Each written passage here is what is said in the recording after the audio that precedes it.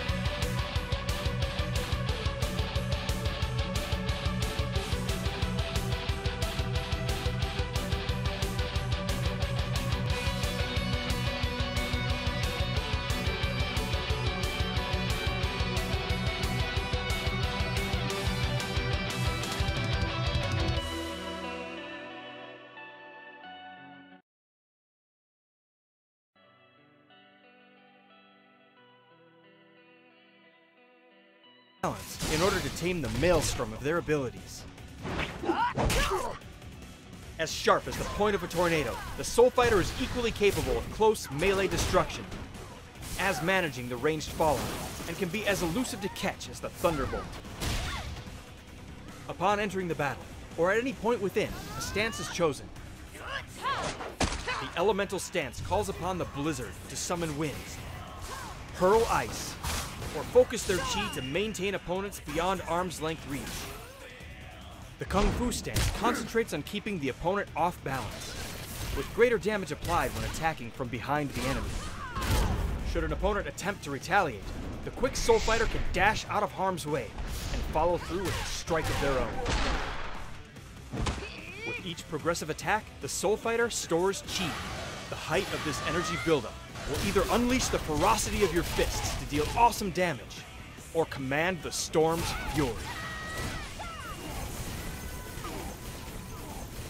Evoking the Kung Fu Master's control over the Force Master's elements, the Soul Fighter is a true champion of their inner chi.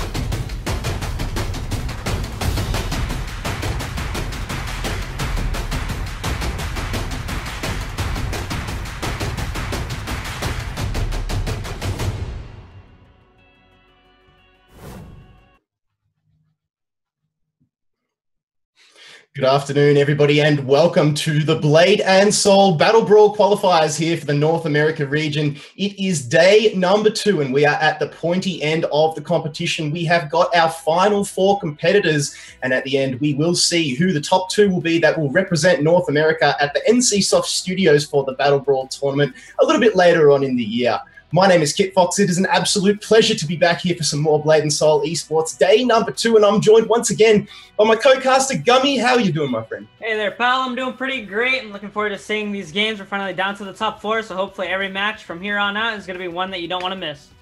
Absolutely. Like we said, it is the top 4. So we already have the top 2 going through, well, not going through yet, but they are qualified in the 1st and 2nd seed, Generic Name and Guardian. But before we get over to that one, we are going into the set of 4, which is going to be in the losers bracket. So if you joined us yesterday, the other 2 teams that qualified were Whale, and The Way. Those are the guys that will be featuring on stream first for the set of 4. After that, when we get into the big leagues, we will be going through to the sets of 8. So keep yourself buckled in for that one. That is going to go off. But Gummy, If you haven't done so already, I know you have, but for those over at home, if you haven't, make sure you get over to the Hong Moon store and purchase that Mr. Whisters pet, because once you do, proceeds will be contributing to the prize pool for the Battle Brawl tournaments and the regionals later on as well, if they do the Golden Lotus, similar to last year, which I'm sure the NC Soft lads will do. They're always great at bumping up the prize pool. Esports is the name of the game, and Gummy, that's why we're here. But my friend, we had the European qualifiers that were earlier on during the day, and we have got our representatives. No surprise that Bad Intentions and Bold Cute FC actually qualified. There are some big names in that Tenor, Zappish areas. I mean, it's big. Oh, yeah, you know, those guys are playing quite long, I would say here. So basically, when we were up in the winner's side of the bracket, I was watching all this morning, actually. They actually went all the way to the final match of the set, and then same thing with down in the loser's bracket. So I'm pretty sure those guys were pretty worn out after all of those, because that's a total of 4 3v3 matches inside of one set. So, let alone just for Bad Intentions having to get through there, but both Cute having to go through 4 3v3s and then another 4 in the bracket right below. They was really long for them, I'm sure. Hey, it was long, but it was fun, Gummy. That's what matters at the end of the day. So Bad Intentions and Bold Cute will be representing Europe. They'll be coming across the pond over to America, but this is why we're here today, Gummy. Who is going to be representing this region? Will it be one of the 2 teams in the losers bracket that we're about to feature first? I mean, The Way and Whale. There are some big names in those ones, including Yis, Cassis, One. I mean, this really could go anybody's game, this one. Yeah.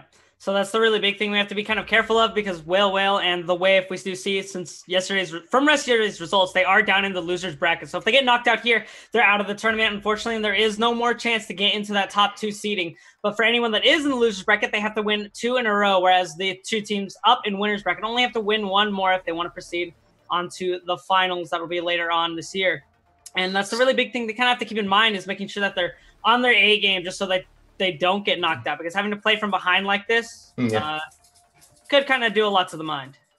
Well, those top 2 teams that you see there, Generic Name and Guardian, there is without a doubt one of those guys will be representing the region. That's a no-brainer. But Whale and The Way, they're in the losers bracket. Should they proceed victorious through this game, then they'll have to go up against the loser of that winners bracket. And look, I'm not saying that, you know, The Way and Whale aren't without a chance, but Whale, look, I'd have to say they're the underdogs coming through. They did qualify in the lowest spot here, 4th. But hey, I mean, it is not all bad for them. They have showed glimpses of potential here, and you can have a look at their lineup here. You've got the BM, the Lock, and the Destroyer going up against the Lock Assassin and the Blade Dancer. Now, interesting point to note here, Gummy, Cassis usually plays a Blademaster, but this time he's playing with the BD.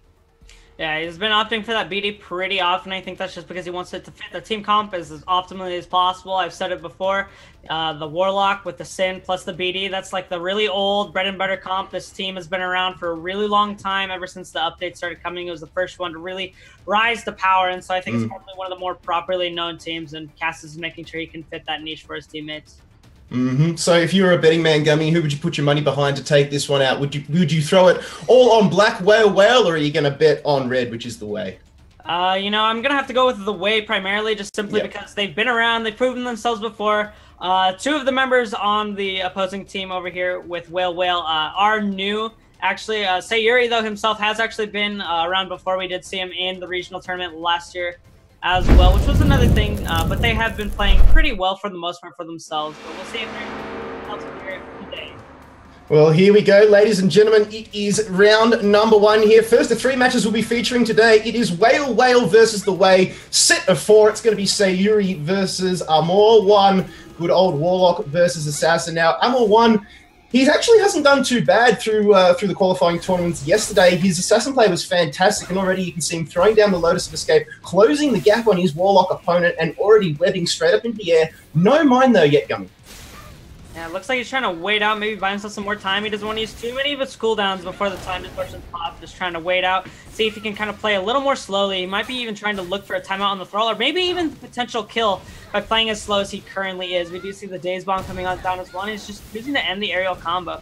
Playing a very odd style, not one you would normally see, but going to see whether he is using that Heart Stab or the Bombard as well. Just going for a little bit of chip damage with that Poison Breath. And we already see Sayuri down to 36% HP, which is really unfortunate for him. And Time Distortion still nowhere really in sight. And this Thrall is about to disappear while he has no tab escape. Right, popping at the last possible second. But right now we do see Akito gets the back off and away to the wall. And Wait is Cheese Smoke and doesn't really feel threatened by all too much from what Sayuri's brought out.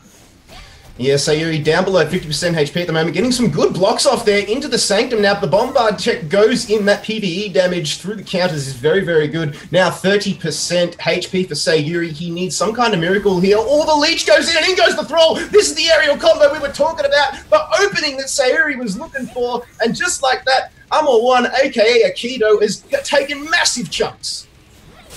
Definitely just took a lot of damage, but he does not have that. Oh! And unfortunately, right there for Sayuri, we see the power of Bombard, so that Cheese Smoke constantly giving back some extra cheese so he can just relentlessly throw down those RMBs and make sure he gets that first point win. And now this is looking really good already for the way, just simply because getting that 1 point lead here in the four set. What am I saying? In the 4 set here is really important, just simply because that means by the 3v3, the game will already be over. You're not going to have to go to that tiebreaker 1 versus 1. So now if they can get that extra win on the board, they have that extra reassurance just in case they do end up losing the 3 versus 3. But depending on how dominating they are, they could just look to take it 4-0. Well, I mean, if the graphic before was anything to go by, that means Yis is actually coming in next for the Way. So it was... That Warlock play is going to be pivotal coming in. I mean, we saw glimpses from Sayuri there with what he was able to do, but, you know, Akito just utilizing that experience. He sat back in that Cheese Smoke, hotboxed it up whenever he had to, and then just closed the gap. He only gave Sayuri one slight opening where the Leech was able to land. In went the Thrall, but he stayed well from there. And again, he just sat back, played the long game. And like you said, that Time Distortion really didn't find as much value as Sayuri would have hoped for. Yeah, that was the really big thing. You know, he knew it was timing out, and he didn't have his tab escape. If he ended up not popping it, Akito would have been able to just walk all over him by the time when Thrall wasn't summoned up. So the really critical thing was that he did manage to at least get it off, so he wouldn't be all too at fault. But the fact that he was so far behind just from the opener, he was down to below 40% HP so early on, means that the Sin really is able to just dump a lot of their free damage onto you. It is, and that's sort of the trade-off when you're playing the Warlock. I mean, you're sort of like stabbing in the dark, almost literally, when the Assassin goes into stealth, and then you sort of play the counter game, which we saw Sayuri do. Got a few good blocks off there when the Sanctum was down, but Bombard just ran over him in the top there, Gummy. Yeah, most definitely, but it looks like we're finally getting into the next match, which will be Yasuni versus Airshell. And Airshell just going in with that Fury into Red Spin, trying to remove this Thrall off of the battlefield, but Yasuni might have something to say about that as he beckons it back and manages to get the Thrall safe. But the Stone Shield will be keeping Airshell safe for now, but he is down to half HP, which is not a sign that he wants to be seeing at the moment. Beckoning back to Thrall for that extra move speed, and does manage to get the KD as well into the Bastion. Airshell still unable to really go in onto their target, but he does have his tab escape available for himself. If that does manage to do anything, gonna manage to good get that. parry. Very nicely done there by Yasuni to land the parry, and now having to blow his tab escape so early already. Yasuni looks like he has the advantage at the time. Let's see the iframe off the Leech for the bonus damage as well, and now gets the throw back for the Void Walk, trying to avoid as much of this damage as possible, and the Beckon is actually going to be able to deal just enough damage on the end right there to finish it. That was superb play there from Yis, just showing everybody why he is indeed the best Warlock in the region at the moment. Normally, like we were saying yesterday, if you were tuning in, normally at this high level, Gummy, you would often favor the Destroyer against the Warlock just because they know how to play the counter game. Burn down that Thrall, sometimes go for the red buff, even if you're feeling adventurous, and just go hammer and tong from there. But Yis, he knows how to counter the counter, and that's why he came out on top there. But now we go into the 3v3, the Way sitting comfortably with a 2-0 point advantage here, and should this 3v3 go their way, they'll progress through, and unfortunately for Whale, they will bow out in 4th place.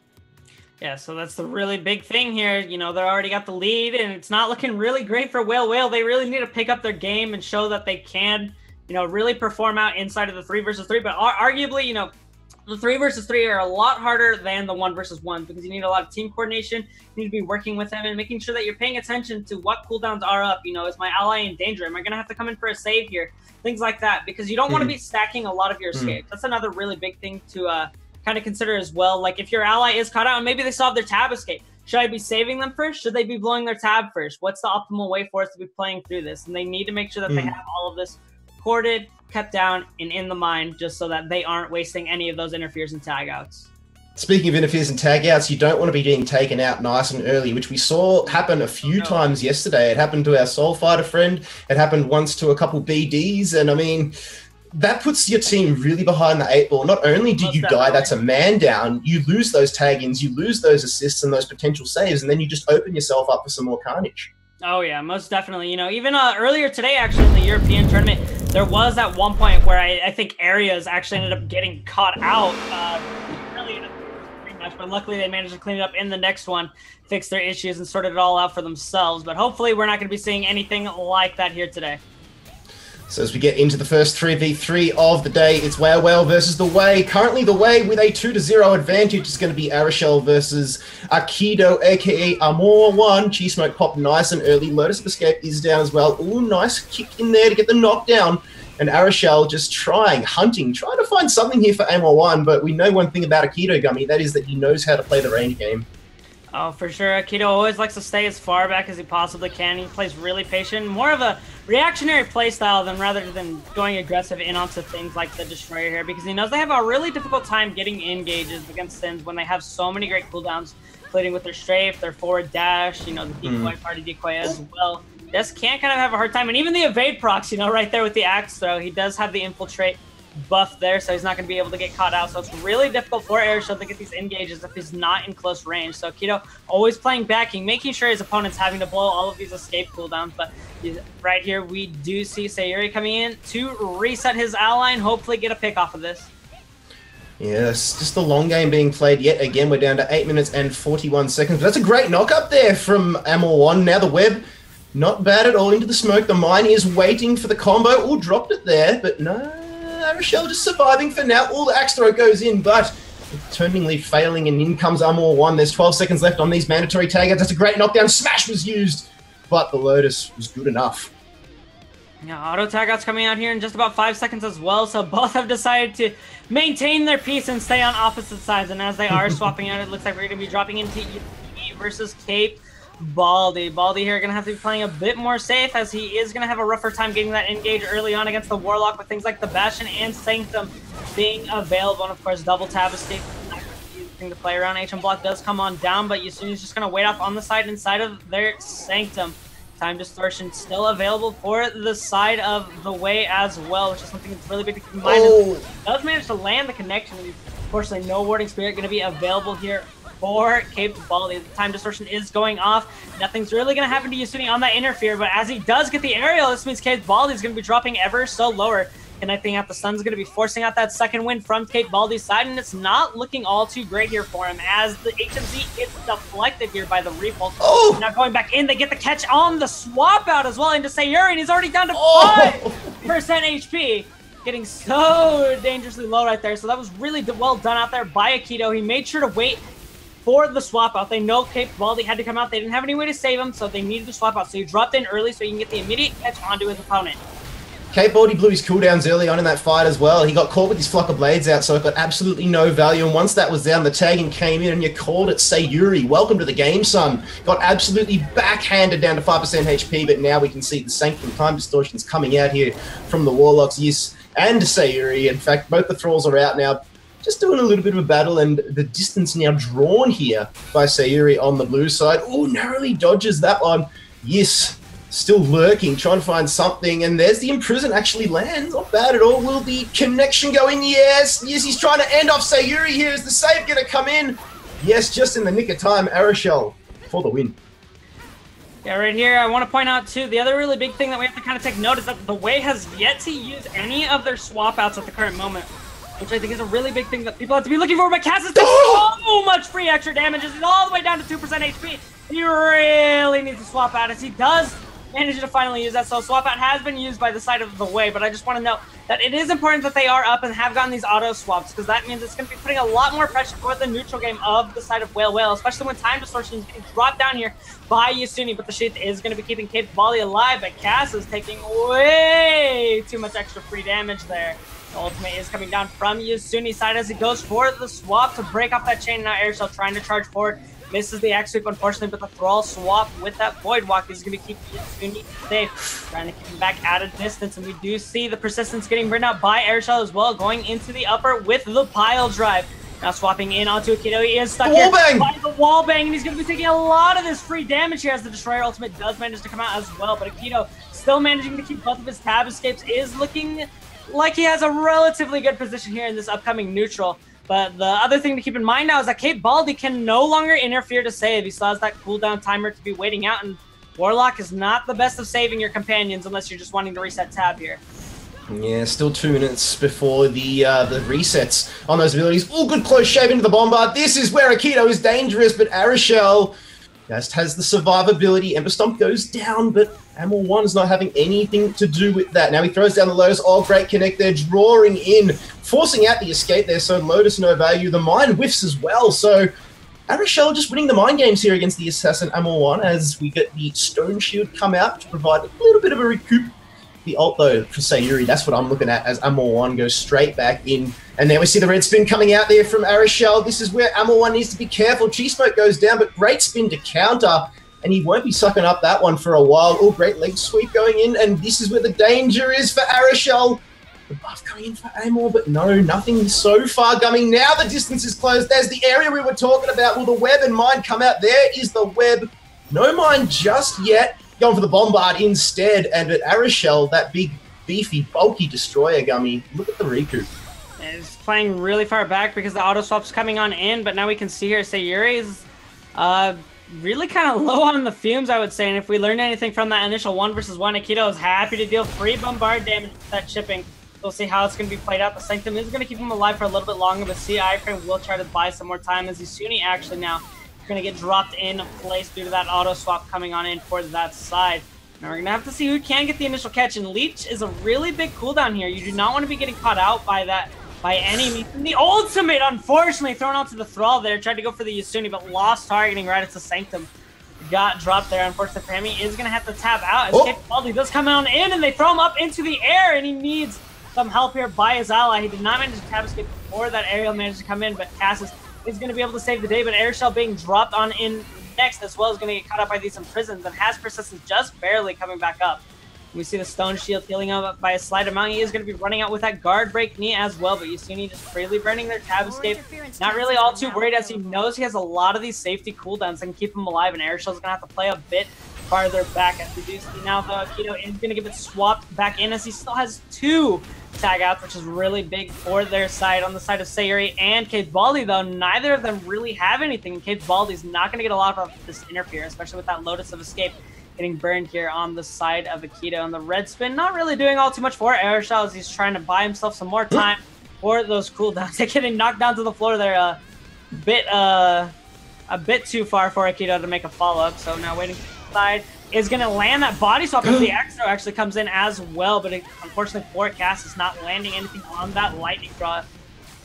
Not going to be able to get the tech chase here either, and just playing back and playing the really slow game here. I think the way is honestly just trying to secure this win through suppression. There's 30 seconds left before Arashel has to tag out, and that'll bring back in Kate Baldy. Having a look at the assist, though. Yis has 4. Now the Warlock comes in, that's Sayuri. He's got none left. Arashel, meanwhile, just utilizing this Stone Shield for the stall game. Ember Stomp going down again, trying to catch Aikido, but still he's just happy to sit back in stealth. He's still got all of those multitude of escapes apart from the Lotus. Now he's, oh well, in fact, as I say that, he's used them all now, trying just to turn it up here on Arashel before the mandatory tag out. Cheese-Smoke goes in comes Yis with an assist, but it's not going to be enough. Arashel goes out, Baldy comes in, and still 20 seconds on the clock here before Aikido goes. And Gummy, he's just happy to sit back again. The long game, 1 minute, 23 seconds left.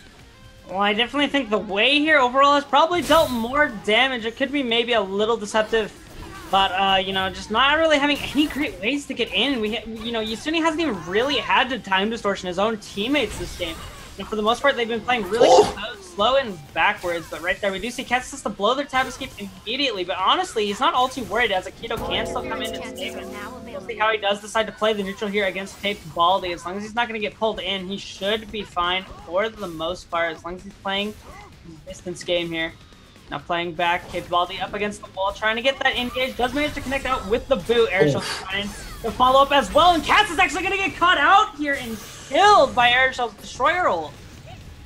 Pretty big play. That is momentum shifting here, Gummy, with 34 seconds left on the clock. Cassis is down the way. They need to win this game to go through. If Whale can take it, that'll mean we go through to that tiebreaker round, but still 25 seconds left. Cassis is down. Whale with the current advantage. I'd say the Way, though, may have dealt some more damage, but that's survivability. This one's going to be very interesting. Should we go to time? Now, Searing Slash going in here from Kate Baldy, but I was going to say, the Way are just too good to be able to get away from that one. Now, the Wallbang Strat's coming in here. It's not looking good for Yiz. He's been caught out. Sanctum goes in just in the nick of time. Flock of Blades now comes out. Kate Baldy, he needs something. Oh, goodbye, Kate Baldy. We're going to time. This one, Gummy, oh my God, I'm biting my nails. They're down to nubs. Who's going to take it? Look at this damage. It looks like it'll be it's the Way! So right there, we do see they did actually manage to deal a lot more damage. So overall, through the map, they almost brought it back there with the ultimate right at the end. But the really big thing was the fact that the Way built up so much over the match. But the fact that they both lost one player ended up making it seem a lot closer. So, you know, fortunately for the Way, they managed to get that really big lead for themselves at the beginning. But the fact that they managed to carry through all the way to the end managed to secure them that win, and they do end up continuing 4-0.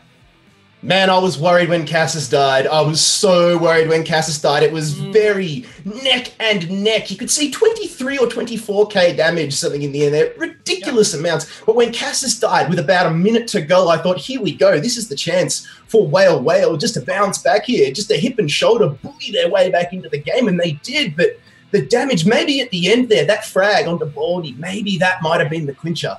Right down to the last second. That is quality esports right there. That was definitely a really nice game, so looking forward to all the more.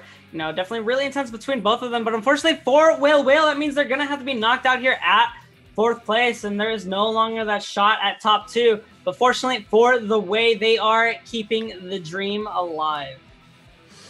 There's just disappointment faces going around everywhere in-game on the Discord, but equal amounts of sportsmanship as well, Gummy, which is fantastic to see. The GGs are flying, the well-playeds as well, and congratulations to the Way they keep their dream alive of representing North America at the Battle Brawl tournament. Oh, yeah. And like we touched on before, Gummy, we've got Bad Intentions and the Bowl Cute Fan Club representing EU. They are juggernauts, so you really need to prove yourself here. Make a mark and send a message to those Europeans that, hey, we are here to play. We are North America. We're mean and ready to go. And that is what these next two teams will be looking to do, Gummy. The top 2 qualifiers, Guardian and generic name 1, 2, 3, 4, 5. Most definitely, you know, these are the really big guys that I think to be looking forward to, as we're going to hopefully be getting them up on screen in just a moment as we start lining up our winners finals match between generic name and Guardian here, and we're gonna have all their sets lined up for you as well. Now keep in mind, guys, since this is a finals match, it's going to end up being an 8 set, so this is going to be a really big long haul. For those of you that don't know, it's going to be the first team to reach, I believe, 6 points total. But the thing is that they have to make sure that they get to that point very comfortably. If they are tied at any point, they're going to play a lot of 3v3s, and we're going to see who's going to be able to persevere and show true to who can play it a bit better here in the long run. Gummy, I think this one will go down to the wire. I honestly didn't think Whale and the Way would have been that close in terms of 3v3. I honestly thought the Way had the advantage there, but this one, you look at these names on paper, Zach, Virus, Duckballs going up against DeBears, Sunshower, and Ikini. I mean, those names just scream danger to me. They scream experience, and every single one of those guys representing or attempting to qualify to represent North America at the Worlds last year at Regionals. So definitely high-tier players, definitely no stranger to the spotlight, and I think we may actually see this one go all the way. Oh, most definitely. You know, this could definitely be a full 8-set game, so we're going to be checking how it's going to be really laying out between them. How are they going to line up? What are the matchups going to be? That's the other really big thing, is that in the 1v1s, they, of course, want to be trying to get as many favorable matchups as they possibly can. You know, getting an early lead here just means you're that much closer to 6 points, but it really can just become anyone's game, especially if it gets really close and we see that 3-3, we might just end up seeing a full 8-set of 3v3s. So the way it's going to work, ladies and gentlemen, if you are a little bit confused with the 8 set, what it's going to be is that the first 2 games are going to be the 1v1s, as you can have just a look up the top there. Then we're going into the 3v3, and then 2 more 1v1s, and then after that, buckle up, you've got 3v3, 3v3, and 3v3. Like we said yesterday, Gummy, separating the boys from the men. It's where the big guys come out to play their heavyweight hitters, and like we say, you can be great on your own, but the 3v3s, the team play is definitely going to show if you are good or if you are bad. Are you a pizza with cheese, the glue that keeps it all together, or are you not, and everything just falls apart? Oh, yeah, you know, no one wants to be that pineapple pizza, I would say, in the crowd. So hopefully we're going to just see straight cheese, maybe full meat. That sounds also pretty delicious for itself. But we're going to see what's going to be going down here. As in our first set, it looks like we're going to be lining up with Duck Balls versus the Bears. So we're going to be watching the Sin versus Destroyer matchup. What do you think of that, how this is going to be decided? I think you never go full meat, ladies and gentlemen. But hey, into this game, Zach and DeBears. I like DeBears Assassin, and I've met both of these guys. Complete characters. DeBears, super chill. Zach, larger than life. Now, it's interesting to note that he is not playing his Summoner. He's going to be playing is it the Warlock he was playing? The Warlock? Yeah, Zach on the Warlock now. Yeah, so well, we actually did see he came up with the Summoner on there as well. It did, and so yeah. That wasn't there yesterday, so that could maybe be foretelling what we might see later today. Maybe, possibly. Just maybe. Possibly. Look, we can only hope. We can only hope. He is known from his Summoner. He has made a name for himself as a Summoner, but hey, we saw yesterday his Warlock play was good, and we talked a lot about how the Warlock is almost a staple in the teams that you see at the moment. You see all these teams here consisting of Warlocks. So every other team we saw yesterday trying to shake things up a little bit, they really struggled without that monster damage dealing potential. Yeah, that's the really big thing, is the fact that Warlock can get you so far ahead even when you're behind, you know, just from potentially using that time resource ability. Can't kind of flip up how the match is going to go, but it looks like we're finally going to get started with our first 1v1 in this glorious 8-7. We got Duck Balls versus the Bears. Both sides just looking to dance around and glide through the air. He does actually miss, but he does not miss the drag. Falling up here with the ram into the smash to get that early chip damage in onto his opponent. X Dagger will be getting the connection, but no tab escape available here for the Bears, unfortunately, as we do see his lowest escape will have to be the next option of choice. And Duck just waiting off on the side here. That red spin, playing back, biding his time, wanting Bears to come up to him. He was trying to bait Bears out and to use the the Lotus there, but a good body swap goes in. Bears taking a little bit of damage. Duck Balls knows how to time these counters to perfection. Ember Stomp just to create a little bit of a zone, but the Bears more than happy just to sit back and inhale that cheese smoke. Now they go in. Great eye-framing work there from the Bears, just dashing around. So slippery now. Oh, into the hook kick, spinal tap for good measure as well. Here we go. The Bears opening up the accounts, but Duck Balls is just so beefy and strong. Oh, great mind there. That was huge. Now the spin coming in. The spin to win play from Duck Balls. The Bears, though, having none of that. Web knockdown is huge. He can open up here into the Bombard Tech. PvE damage for days. Poison Breath as well. That is what you call chunky. Yeah, right there. It's a lot of damage coming on in. And, you know, Duck Balls with no more escapes is definitely on the back foot. Any sort of solid combo from the Bears could really just end up meaning the game, as he does manage to knock him out of something. Avoid the tab swap as well. This is looking really good here. Or Duck Ball just trying to play around the tab escape as much as he can. One get up will recover the Bears here, but no Efril being available. He is going to use that tab escape. Now Duck Ball's still stuck in the middle. All this damage with the Bears. Huge chunk into the close shave, and that's going to finish him right off. Yeah, De Beers definitely knows how to take a mile when you give him an inch there. And like we said, he just kept it at a distance. Duck Balls was trying to play that long game, Gummy. He was trying to draw it out a little bit, but then De Beers was just able to come straight back in. And like we said, that's his bread and butter combo. He went in for the knockdown, for the web, and then pretty much just face rolled the bombards and poison breaths from there. And that's all he really needed to do. He was able to time them, take big chunks, and only 2 or 3 connections, and then that was it for Duck Balls. Yeah, it's the really big thing, you know, if your opponent doesn't have any escapes, getting the combo with Sin is plenty easy, just simply because they have so many efficient and combo tools that allow them to get all the chi back that they really need and stall it for that time so they can throw as many bombards as they possibly can. And of course, the close shave on top of it makes it so even if that tab escape is just coming up at the last second, it may not be enough to survive from that big burst out of the Sin. So as we go over into the second 1v1, Generic Name qualified with the most points out of the lot, 468 to be exact, coming into this tournament.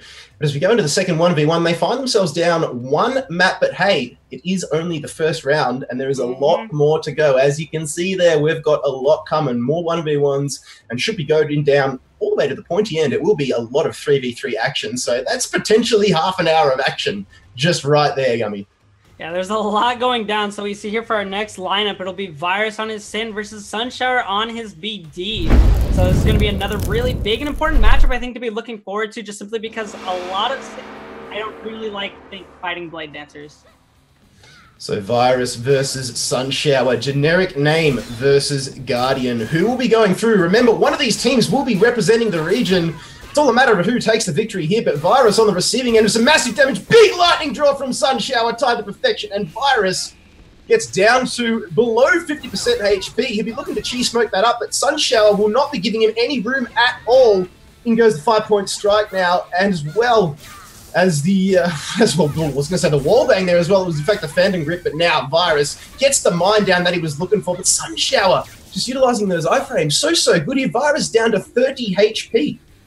He's definitely really low. Any sort of aerial into lightning draw combo would kill him right off on this game. So he needs to be playing as safe and as careful, composed as he possibly can, just simply because if getting caught out here could very well just mean his death, but that nice party decoy to avoid it, and then the strafe in order to avoid the Phantom Grip as well. It's going to be really big.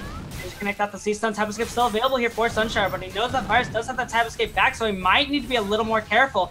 Virus not going to be able to connect the landmine, though, unfortunately. Just going to buy some more time. Hopefully get that Lotus of Escape back, but once again, he does not want to be hit by some kind of untappable combo here into an aerial. Otherwise, it could very well mean the game, and that's what I'm talking about. The V into the X, and the Lightning Jolt's going to be dealing a lot of damage. Finishes him right on off, and that puts Guardian ahead in 2-0. That is big play there from Sunshower. You called it. Textbook stuff there in the end. Timed it to perfection. Interesting to note, that was a ballsy play there by Sunshower. He did actually blow his reversal before he went in for that engage. So it was a big roll of the dice there. He needed a lucky number 7, and that's what came up in the end. That lightning draw was A1. Yeah. That's definitely the really big thing. You know, we saw the vacuum. So for those of you that don't know at home, so the vacuum right there at the end into the X aerial from the 5-point strike. Actually, you cannot tab escape out of, which is a really big thing a lot of people tend to underestimate just because there's so much big burst potential that comes out of the aerial from Blade Dancer. Virus was around 30% HP, and the next second, it's all gone. Wave goodbye to your HP, and Generic Name at the moment slowly waving goodbye to their chances here of getting a guaranteed berth at representing the region. Guardian, 2-round advantage here, Gummy. It's looking pretty good for them, but like I said, you can be good on your own, but it's the 3v3s that really do tell the whole story here. And Generic Name, it'll be interesting to see what they go for here. You've got Zach, that multifaceted player, going for either the Summoner or the Warlock, both of them extremely viable in the 3v3s. Oh, yeah, most definitely. You know, that's going to be the thing to be looking forward to. I'm going to guess that Zach goes for the Warlock here. They've definitely been favoring that quite a bit in the 3v3. But who knows? You know, since we are in the 8-step format, everyone on your team has to be playing a 1v1. So we might actually see that Summoner coming up here for ourselves as well, and might get a little bit of a treat with that. And we'll see who he's going to be playing off against, which would be Aikini, I believe. This is the only member left that has not played for the side of Guardian. But you know, Generic Name, they really want to get this 3v3 win so they can get some of these points on the board. I mean, absolutely. They need it more mentally more than anything else, Gummy, because if you're down in this set of 8, you know, 4-0, you're going to struggle. And then those 2 1v1s can almost sort of seem, you can meander through them. You can just sort of drag your legs, drag your knuckles and say, why? That's how hard the win can be taken out of your sails here. And this 3v3, this is going to be telling. It's going to shift the momentum, and should Generic Name be able to take this one back, I think they would still be in with a chance, 100%. And here we go. We're lined up, and it looks like it's going to be Virus versus Aikini here in the opener, so it's going to be Sin versus Warlock. We're going to be able to see who's going to take the initial opener. As kind of like this come on in, it's not actually going to be able to do a whole lot. Virus just playing back, does manage to get the stun. Tab escape already burnt out from Aikini. Now we do see the Thrall down as well, and Virus may be able to go for some kind of possible timeout on the Thrall here so that the time distortion doesn't really get as much efficiency as they might be wanting here at the beginning. You know, he's not going to be walking toward him. He's going to be playing back, playing safe, and playing maybe a bit more reactive as he does manage to get the tap swap as well. And the Thrall lands out the onrush for that stun, now dashing forward. Virus gets the re-stealth, knocked out by the repulse, but the Strike will be keeping him in stealth for a little bit longer as well as the time distortion does come down. Manages to get the decoy, that's really big, and now that time distortion is really going to be doing nothing there for them, as Virus still has both of his tabs escape into the Ice Mine, and I is getting played around with in this initial opener of the 3 versus 3. Not caught out whatsoever. Virus is making a huge lead for himself. He's really opting to deal a lot of this chip damage. Just going to be tabbing out, playing back because he knows he can still get reset by Zach here if anything does go wrong, and they still have that advantage with the time distortion. So Akini just still playing the long game, throwing down that Thrall. Virus trying to dictate this fight here at the moment. Ooh, Sanctum goes in the body swap though at the same time. So Akini, unfortunately for him, needs to get his way back there just to make full use of that one. No time distortion going down as yet. Virus just floating around in stealth. The Thrall falls back in just to impose himself on top of Akini there with 11 seconds before he is sent back to the bench for the mandatory tag out. Then it'll be either the Bears or the Sunshine lad coming in, but there's some damage on the way out. A parting gift coming out from Virus, dashing through. It's the Bears that takes his spot.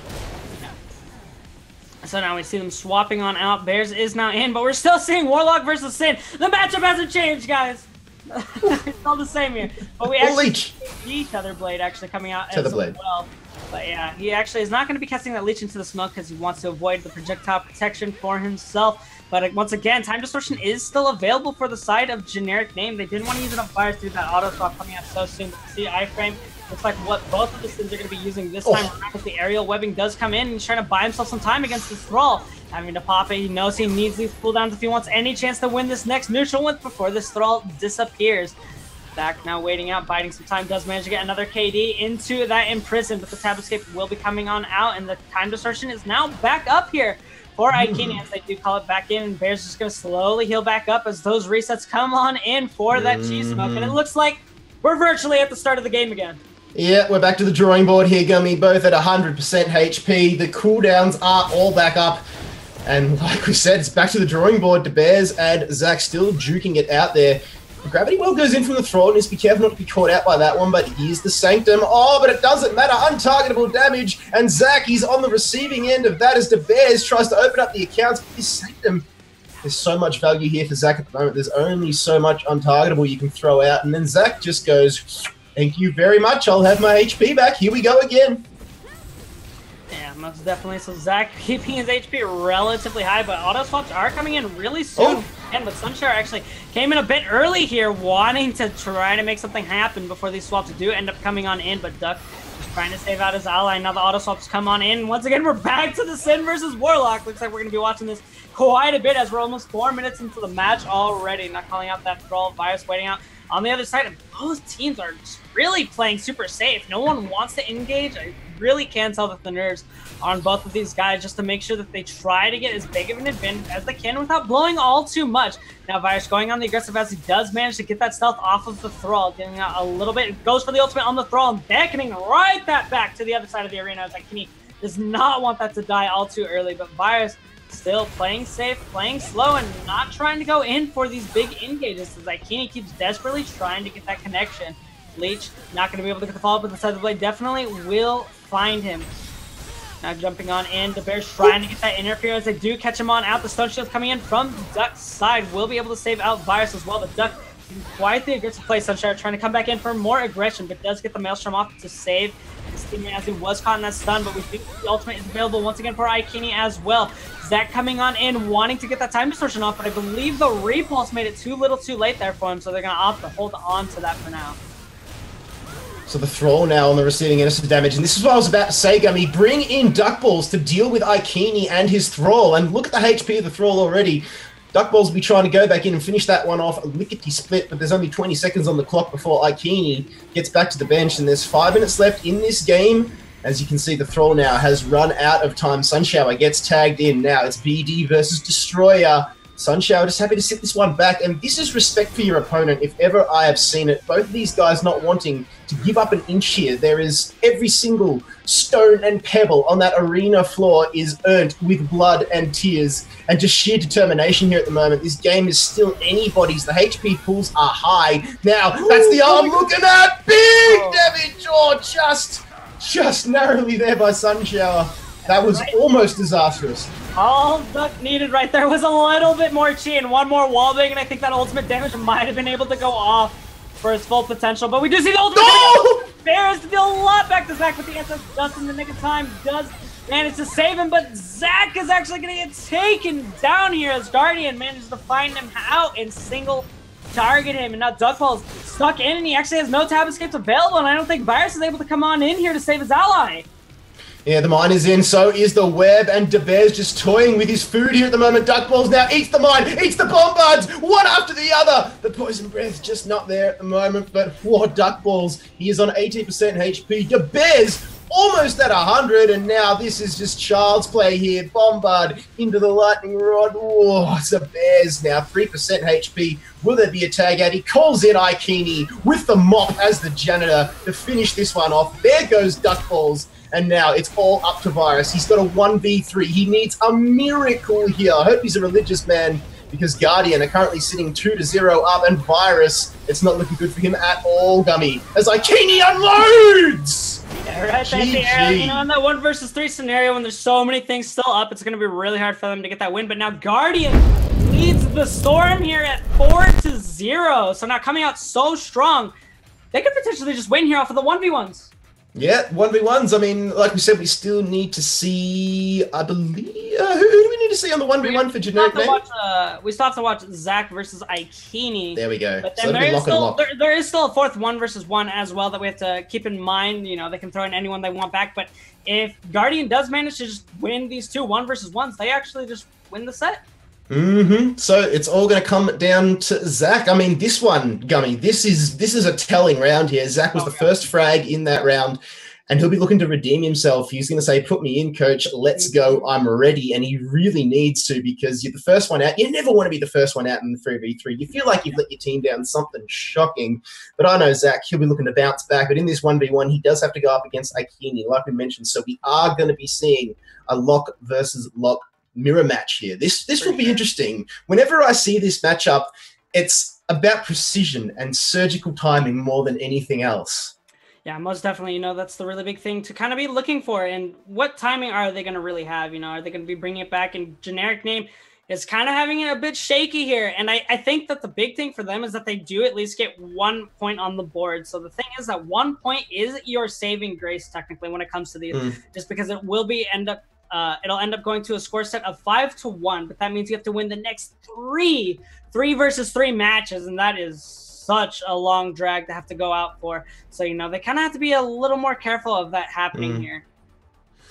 And generic name, they looked very good there against Guardian, but as soon as we got to about the 6 or 7 minute mark of that game, the wheels just started to fall off just a little bit, like we said, with that frag of Zach, and then Duckball soon to follow from then on out. Aikini came in and just cleaned up, and generic name, they really need to redeem themselves, because, like we said, this is it. You win this game, you are guaranteed to represent North America at the Battle Brawl Championships later on in the year. So this is it for them. So finally getting lined in for our 1 versus 1. It looks like Zach is actually going to be on that summoner here for us as well. Okay. Versus Warlock. So we're going to see how he's going to be playing it here today. He does manage to get that Pentaslash after the Tether Blade has landed. Calling out that Thrall of the Cat going in on the offensive, just charging off on the side. I'm sure he's just going to beckon that, or crouch that one down, so it's not going to be eating all too much, but he is caught out here by the Imprison, now throwing up that Petal Storm as well, wanting to avoid as much of the damage as he possibly can. Not going to get thrown up into the air. These Wing Storms are going to be coming down. They deal out as much as it possibly can, but Zach getting that party, Dandelion backing off, playing really safe, and he knows Aikini is not trying to get that engage here, but the Bastion keeping him safe. He's launched up into the air, keeping it maintained and ready. Zach really needs something here, as he does manage to get the back in connection, manages to get that Dandelion as well, and the Leech doing a whole lot here for Aikini. Now back on the offensive. Zach may be low, but he can heal so much of this damage back as long as he gets the proper healing with things like Petal Storm and the Huzzah here. Does manage to get the knockdown, goes into the hammer, and Aikini already dropped down to 20% HP, and Thrall's not going to really be able to do a whole lot, and Zach relentlessly going on in and manages to land these Sunflowers, and Aikini is going to be going down here. Surprising everybody in the end there, didn't he? We all thought that was going to be the Warlock coming out there, but Zach back onto what he knows, what is tried and tested. And Signed, Sealed, Delivered, he comes out with the win with generic name coming in clutch where they needed it the most. Well, I really like the play from Zach. You know, he played really smart. So for the most part, at the beginning when he got caught by the Tether Blade, he didn't allow himself to be aerial. He instantly answered with the Pentaslash, which stopped Aikini from getting the aerial chains. And then later on, we see the Imprison come down. And what does Imprison do? It gives you branding. That's the really big thing Zach was looking at. He's thinking, if I roll this Imprison here, I'm going to die to Leech. Leech comes immediately after. There's no way I can deal with it. So he chooses the Tab Escape. His opponent loses targeting and then immediately throws up the Petal Storm. So regardless of that time distortion coming out, he's not going to be able to get off the RNB damage, which means he's not going to be able to follow up with as many helixes. So good on Zach to spot that and make sure that his opponent cannot get that full burst potential inside of that time distortion. Big value, all about denying your opponent what they know and what they need to do. And Zach just winning the mind games in the end there, surprising everybody, pulling out his summoner. And look, the Warlock, he plays a good one, but his summoner, yeah, I'll tell you what, his summoner, one of the best in NA going around, probably the best summoner, wouldn't you say, Gum? Oh, most definitely. You know, Zach has been around for a really long time. He's been at the top of the play, I'd say, for well over a year now at this point. And so lots of props to him, I guess, for making it so far and definitely showing why he can be a top dog. You know, beating someone as big and well known as Aikini as well. You know, Aikini's got a lot on him. And I was saying just yesterday, I think Aikini has some of the best tournament play. He really doesn't let the nerves get to him. And so, you know, to be able to take someone down like that must be a pretty big confidence booster.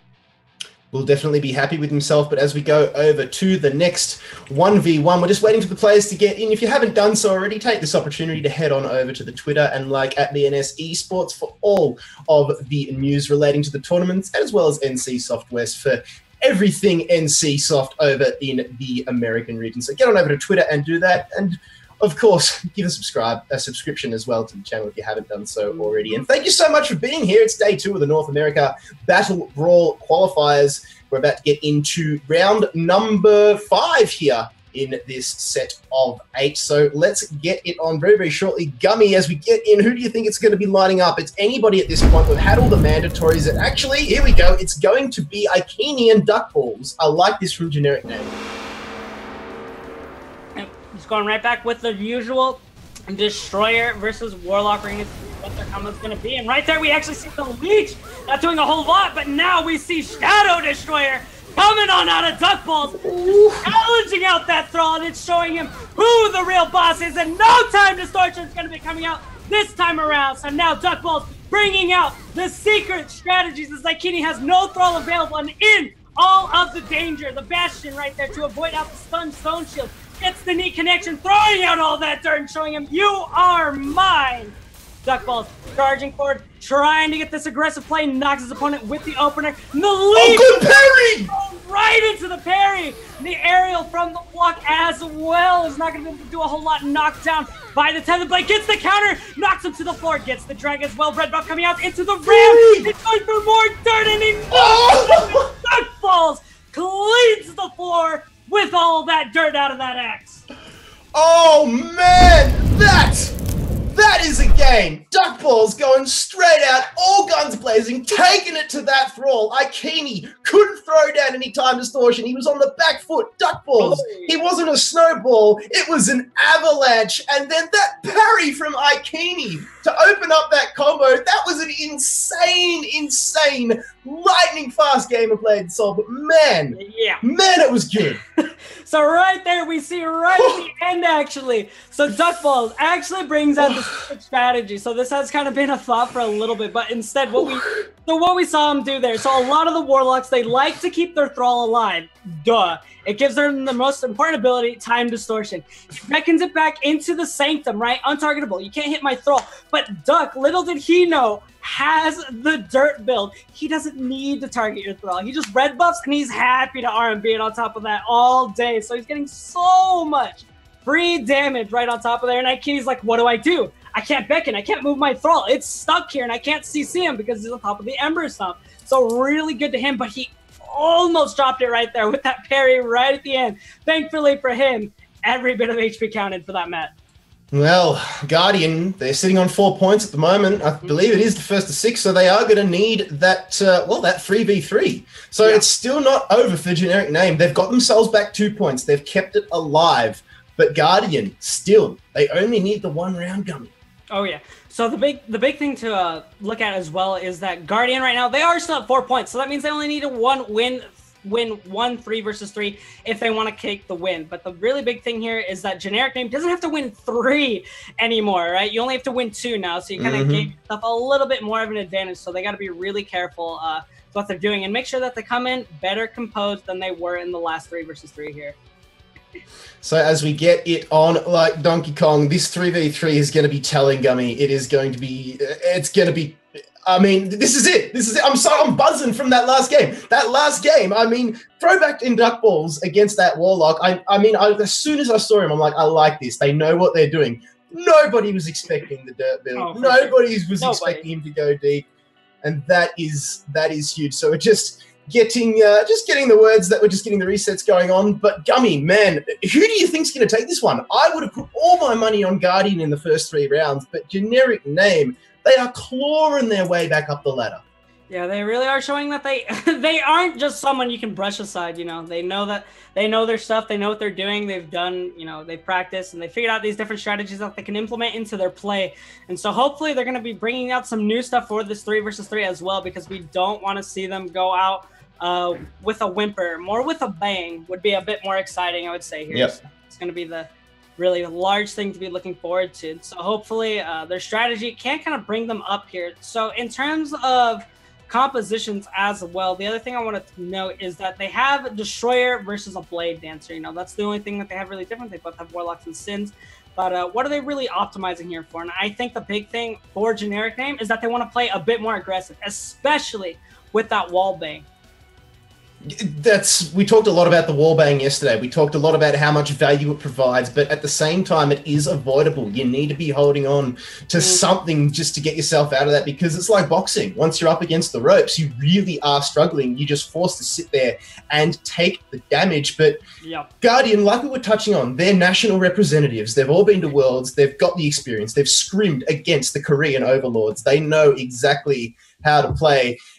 But Generic Name, they're looking nasty. Those last 2 1v1s were dominant, but the 3v3s is where it all comes together. Like we said, will it come apart for them? Because Guardian did actually get the win over them last time. Don't forget, you win this game, you are going through to represent North America at the Battle Brawl. Yeah, this is where it's do or die. If you get knocked down to the losers, there's a lot more weight onto you. Right here, they kind of do have that reassurance that we're up at the top side and the win does bring you forward. But if you do lose, you have to go down and fight another 8-set versus the Way. Do you really want to have to play more games in order to prove yourself here? And I think that answer is definitely no. No. I mean, fatigue sets in. It is a factor. We saw it at regionals once the guys started getting into their final games and the sets were getting long. Everybody you could see it just starting to set in. They were dropping combos, they were having bad tag outs, and it happens in any sport, esport or not. I mean, fatigue is a massive factor, mental more so in this game than anything else, because it is all about that pinpoint timing, all about that cooldown management. If a fighting game and an MMO got together and had a baby, this would be it, and that is what sets it apart from everything else. You need to be 100% on point with those timings, and Generic Name know that. They've got the big names in their squad, but at the moment, they've lacked a little bit in the 3v3s. Yeah, the 3v3s is just where they've been lacking, but hopefully they managed to turn it around. Yesterday, I honestly want to say they were doing really well in the 3 versus 3s, especially with a lot of, their strategies kind of being incorporated. And again, that wallbang coming out, they really could show that they were so dominant yesterday. And I believe they didn't drop a single game yesterday as well. So there's a lot more to still keep looking forward to, as they are, one of the dominant factors. And they were the #1 seed coming into this. So, they've proven themselves over and over again. Right here is where it matters. This is where you can finally prove yourself to everybody. Yep, 468 points to be exact. That is definitely not something to turn your nose up. That is a lot of qualifying points. They wanted that first seed. They got it. They struggled in this set of 8, and they lost the first 3 rounds, but the last 2 have been on point and off the back of some supreme wildcard summoner play from Zach, and even more wildcard play here from Duck Balls here with that dirt build to wreck that Thrall in the Sanctum. And oof, they're winning the mind games here at the moment. They're just catching Guardian off guard. Guardian know what works, what doesn't work, and they've got their game plan set in front of them. They're not ready for these curveballs for Generic Name. You've got Zach the Catcher just doing those little baseball signals or whatever you do over there, and like, and they're going, yeah, we're going to go for that summoner. Yeah, we're going to go for that ridiculous build. Virus might even go. We saw him pull out the ice mines as well. So they're trying everything here. Oh yeah, you know, it's really good to bring a larger variety, I would say, for your kit, you know, in terms of this play, just so you can kind of catch your opponent a bit more off guard.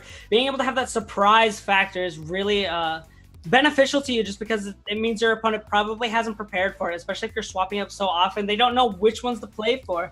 For all you know, Virus is going to be bringing out something different. For all we know, Zach could be playing Summoner in the 3 versus 3. I don't think that's happening. But, you know, and it's really anybody's guess at this point what's going to be going on. And I think both of them, they are having a slight delay on the matches as someone is having a couple connection issues. So we're getting those resolved at the moment as we are waiting to get into our next match for you, everybody. Because I assure you, me and Kid Fox definitely want to watch the match as badly as you do. Damn right, Gummy. Damn right. So we'll take this opportunity, ladies and gents. Like I said before, get on over to the Twitch page and like at BNS Esports as well as NC Softwest for anything Blade and Soul related, for more massive tournaments like this, for patch updates and everything like that. Linksy and Babel do a fantastic job of communicating with the community all over on Twitter, so make sure you do that as well. And unfortunately, if you're one of the unfortunate ones that missed yesterday's Battle Brawl qualifiers, you can get on over to the YouTube channel, chuck a subscription there while you're there, and you can see all those videos there ready for your viewing pleasure. So there were some big games going on yesterday in NA, as well as EU, as well as the final, the day 2 of the Battle Brawl EU qualifiers as well. So if you missed any of that, just go onto that library and it will all be over there. And as always, make sure you keep up with all the news at esports.bladeandsoul.com. So we're just waiting on Sunshower and his boys just to give us the A-OK, Gummy. Then we'll be getting back into this one. But I've said it before, and I'll ask you again. If you were a betting man, I haven't actually asked you for this game, but if you were a betting man, who would you throw your money down on? This one is so neck and neck. I really don't want to choose. It's like choosing between your 2 favorite children. You can't. Oh yeah, that's the really hard part. You know, I want to say both of them are actually really close in terms of skill. I think both of them really can show their play, and they're both really, really good teams. And to that respect, you know, I think it could be really anybody's game. It's hard to place a bet. But me, for my personal bias, if any of you do know, I was in the regional circuit last year, and Zach and Duckballs are ex-teammates of mine, so I betted on them. Just from a morality standpoint. Just there was an ad over here for betting called "Go with your head, not your heart." Are you going with your head or your heart, there, Gummy? You gotta bet with the heart, man. It's all about in the soul. It's in the game's name. It's not blade and heart. It's blade and soul. You gotta feel it. You gotta have the passion, my guy. It's not blade and head. It's not blade and level head. It's blade and passion, blade and soul, and put your heart into it. You gotta feel it. Mariachi's in the background. It's fantastic. I'm feeling it, man. I'm feeling that vibe. We're just waiting on Sunshower and the rest of Guardian to get back in here. They're rattled a little bit. This is not what you need coming off the back of 2 1v1 losses. You want everything to be going smoothly, and you might just be on tilt that little bit, Gummy, when things like connection issues just don't start going your way. Yeah, it's always an issue, you know. What are you going to do? It's an online tournament. Those sometimes come around. And so what are you going to really do about it? You might have to just play with it or see what's going to be going on. But, you know, it's really any question for what's going to be going down for them. Hopefully they get these problems fixed and sorted out, because we want good games. That's all. That's what we came here for. This is why I'm here casting for you. I want to see the action first. I get to avoid the 5-second delay, guys. Come on. The best seats in the house. Exactly. I hope we're not in the same house. That's kind of. We kind of look like we are, though. We could look like we are. You know, you're over here. I'm giving you a hand. You know, I'm trying to reach out to you, and you can kind of talk back to me, right? But you know, Brofist, man. Brofist. That did not work out whatsoever. Not at all. But yeah, you know, we got the best seats in the house. We want to see the games, and I'm sure all of you over here on YouTube. Look at that. There's almost 200 of you sitting here waiting. We want some good BNS action. You know, that's how it's gonna be. But let's see how you guys all there feel at home. Do you think generic name or Guardian here today is gonna be able to take it all over? Yeah, let us know in the chat, but I'm going to put my money behind Guardian, even though we're getting the whispers that Sunshower is having a few ping issues. I think he's just going to bite the pillow and go with this one, so it'll be interesting, especially on the BD. Look, it's not as important to time your skills as, say, the Force Master or somebody like that. It is still possible, very possible, to drop a lightning draw, though, so it'll be interesting to see if Sunshower can overcome those issues. I mean, he is an experienced player. He's played on ping before, so, look, being from Australia, I am forced to play on ping every single time, so my timing is terrible. Not because I'm terrible. Actually, it probably is because I'm terrible, but it's because the ping is terrible as well. But you know, that's why this game is fantastic. You know, you need to be able to time things with military precision, Gummy. Yeah. Sunshower, I really, really hope that he can pull this one off. Yeah, it's what everyone really does want to see, but in terms of all of that going down, it looks like he is going to be playing it out really soon, so we can finally get on our way with this 3 versus 3 as well, which everyone really wants to see. But with the opener, what did you think about the previous 3 versus 3 when Guardian decided to lead with the Warlock rather than that usual Sin that generic name wants to go for? I mean, it depends who you're going to be going up against. We saw before that you ideally don't want to have the lot going up against the Destroyer. It just depends on the Destroyer themselves. Are they going to go with the ham build, which we saw just before? Are they going to go balls deep and just swing and cleave for days? Or will they adopt the European style play where you go for the knockups and instead of the pile drivers, you then go for the judgment and cleaves? I mean, there's two different styles of gameplay that you need to be careful, you need to consider when you throw in your opener. I mean, Zach could have gone for his summoner, but instead went for the Warlock, which is you would think a no-brainer in the 3v3s recently, but a summoner in the 1v1s, like we spoke about yesterday, not as viable usually in the 1v1s, more so in the 3v3s because of that survivability and the sustained heal. But Zach proving us all wrong there in the 1v1s, that was dominant. Yep. Right there in the 1 versus 1, bringing out the the summoner with his all go-to class was definitely a really nice, I guess, breath of fresh air coming out from him. I'm sure on the side of EU, those guys are done with the summoners. They don't want anymore. You know, they're like ants over there. You know, they're everywhere. Oh, spare a candle for Cymex, man. Cymex, one of the best EU summoners going around. I'm not saying he's bad, but you know, then they also got what, Kelly QQ. You know, they got Box as well, and there's so many over there. Whereas over here, I would say on the Squirrel too. There you go. There's another one. Look at that. See, I told you. When there's one, there's definitely more over there in that region. Okay, but over here in NA, there really isn't too many summoners. I'd say there's a pretty big lack of them. But you know, seeing one come out in the top here in our side of the region, I think is definitely really nice to see. You know what you should put your candles out for? The Gunner. Man, I want to see a lot more Gunners coming in through the PvP. We had one here in the NA tournament, but he was replaced. Yeah, that was the thing, right? So for those of you that don't know, on the team Whale, which was down at 4th place now, actually, did end up having a Gunner on their team, but unfortunately, due to the delay in the tournament, he was not able to come here today. So they had to actually replace him with Aeroshell, which is the Destroyer we have seen today. But, you know, of course, props off to Aeroshell to be able to pick it up for him in his absence. And he still did, I'd say, a pretty solid job in place. Yeah, look, I mean, he's a substitute, but he's not a downgrade by any means by any stretch of the imagination. He is a substitute replacement of equal value. Different class, yes, but Destroyer, you would probably argue a little bit more tried and tested in the 3v3 scenarios and PvP in general than the Gunner. I mean, there is an outcry at the moment that the Gunner is a little bit weak, but we would have liked to have seen the chance to prove that incorrect today. Unfortunately, not to be. One day, Gummy. One day we can. One day.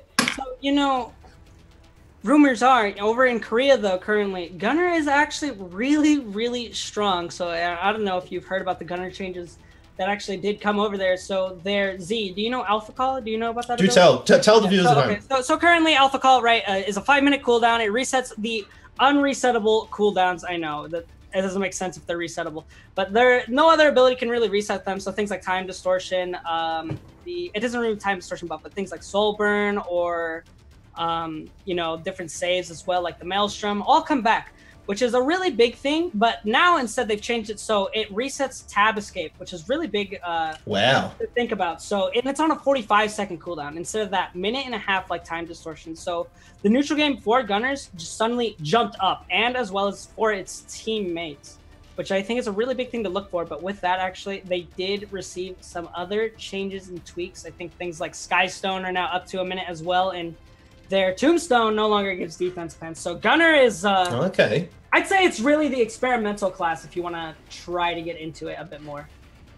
Well, hey, there is room for #1 gunner NA at the moment because, look, there hasn't really been any representation here in the tournament. So if you think that's you, roll the class, get it up there, throw yourself into the arena and see how you go. Maybe you can qualify yourself in a team for the next Battle Brawl. Who knows, Gummy? How about yourself? Do you think you'll ever pick up the sword again? Well, if, you know, BM's sword can never get raised higher on the tier list, maybe we might be able to see it come back in. But who knows? It's all up in the air. And, of course, you have to find 2 other teammates because what is a player by himself in this kind of a tournament? And that is nothing because it is a team-based game at the moment with this mix and match format.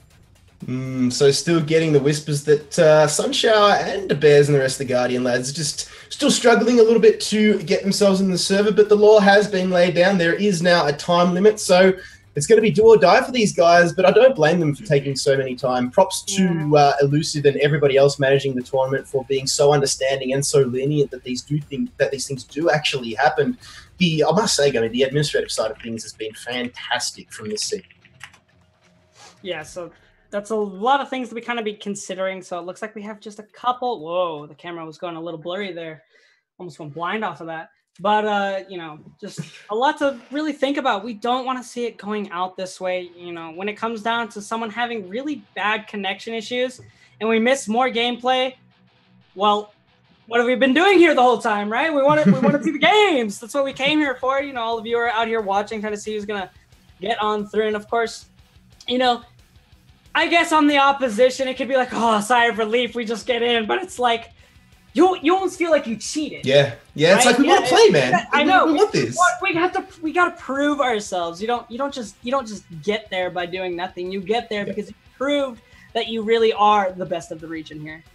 That's it. You don't want the you know, the 2 sweetest words in the English language default to get you the way through. You know, anybody catches that Simpsons reference, shout out to you. But here we go. I mean, 3v3s are all that we've got left here. Like we said, potential half an hour of gameplay action, but all Guardian need to do is pick up 1 round, but they're kind of handicapped at the moment. It's like they've been hamstrung, you know, they've had their Achilles heel nicked at the moment with these ping issues and connection problems. This could open the gates here, and in fact, the dam, the flood walls for generic name to come back. Yep. So, you know, just waiting on this timer. So it looks like there was a disconnect, and there could be a timer that's keeping them out of the game. So we got to be a little more careful about it and kind of thinking about this.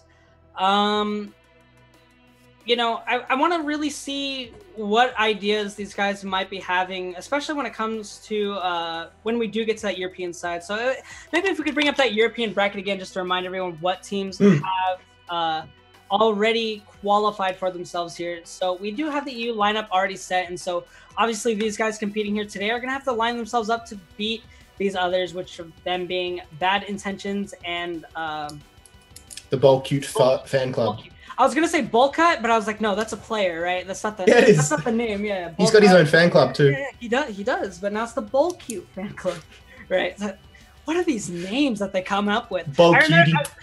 I know, and I remember last year for EU and regional XDDD, and then we had like 4 different intentions teams. There's intentions, good intentions, and it was just like, man, these guys really aren't being the most creative with the names anymore. But who am I to talk now? I had to cast that.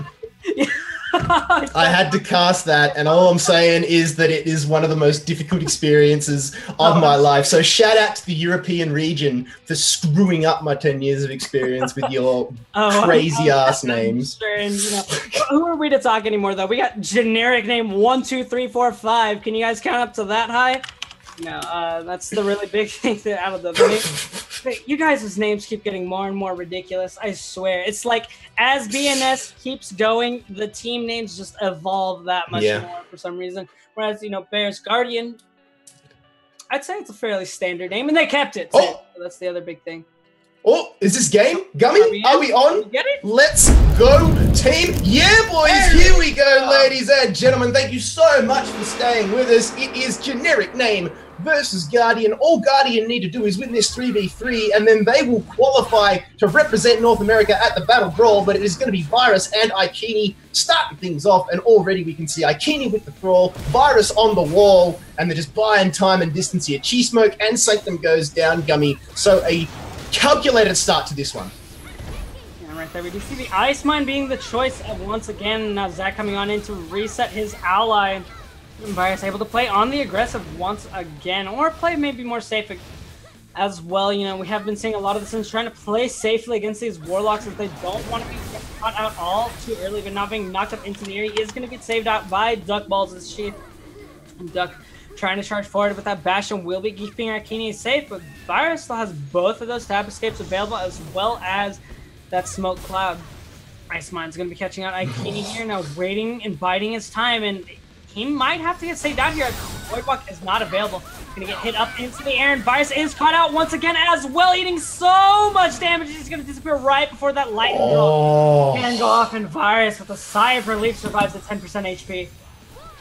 That was all it was missing, wasn't it? The icing on the cake, the cherry on the pie, that lightning draw. But here comes Zach now. He's caught Ikini out with a bit of his own medicine, and Virus has been taken down on the assist!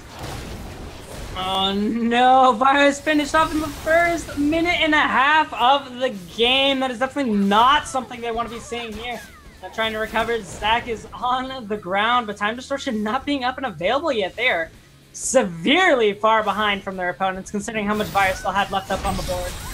Not like this, Gummy. Not like this. And now Zach on the receiving end of some damage, but we know that he is a clutch player.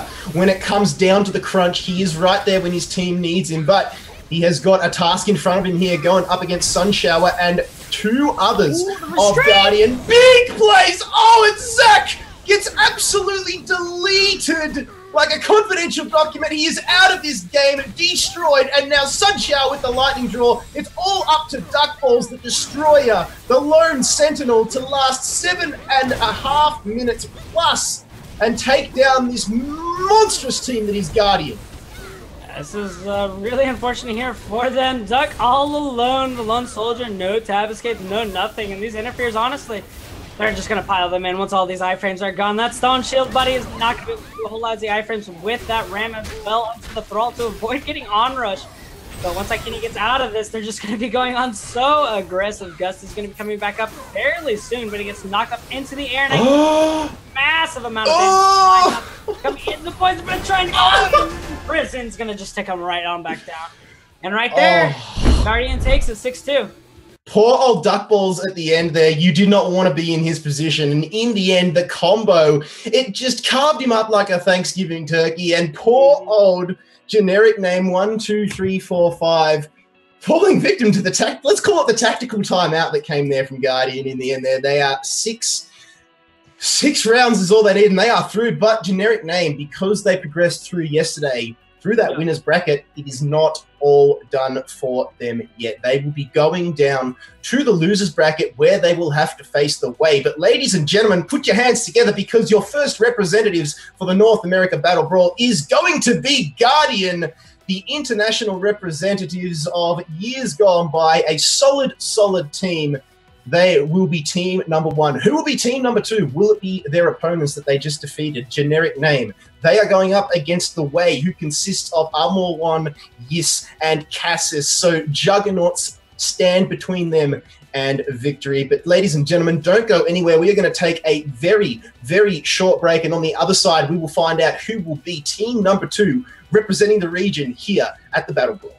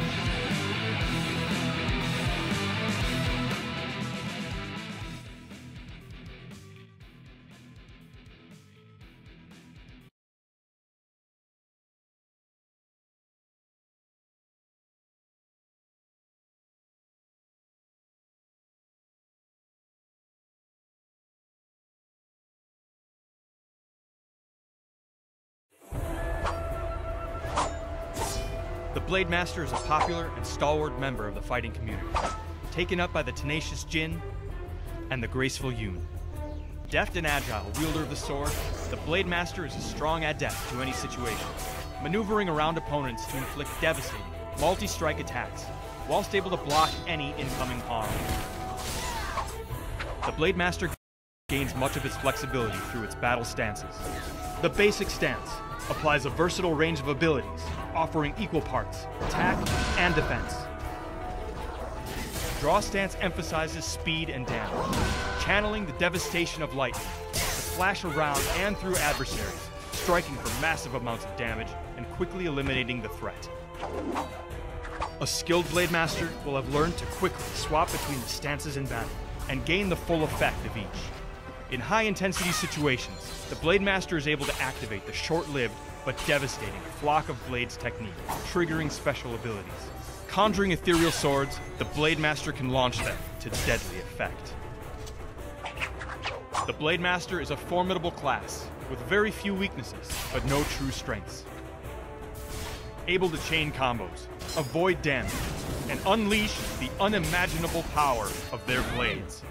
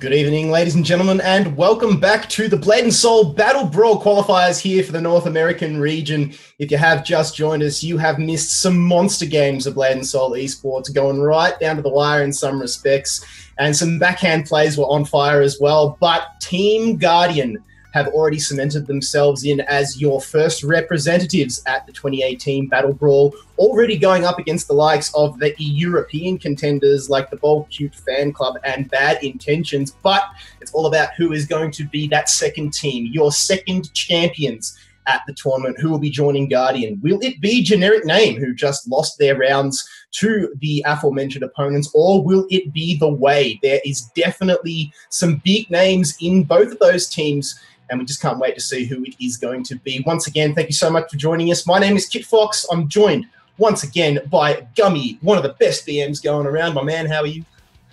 Doing pretty good. Definitely got a good break right there. I would say, got some time to think about, recollect what's going on down over here. And of course, we've got one more game left for today. So let's hope it's the best one we're going to be seeing all night.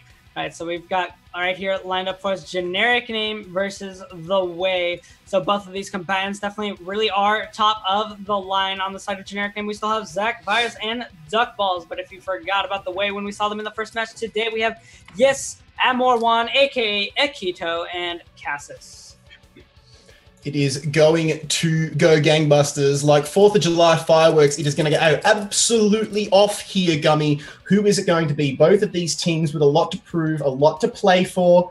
And I mean, this one, oh man, I'm frothing. I can't wait. I need a bib, man. I need something because Amor1 and Cassis going up against Zach, Virus, and Duck Balls. You've got the potential Warlock Summoner combo going up, pairing up with the Assassin Destroyer. And then over at The Way, you have got probably one of the best stock standard lineups you could hope for in the 3v3s, a Warlock, Assassin, and a Blade Dancer. Now, Cassis, we've talked a little bit about him, usually a BM, pulled out the BD. You're a Blademaster yourself. Why do you think Cassis would have just shined away a little bit from that to pick up the Blade Dancer?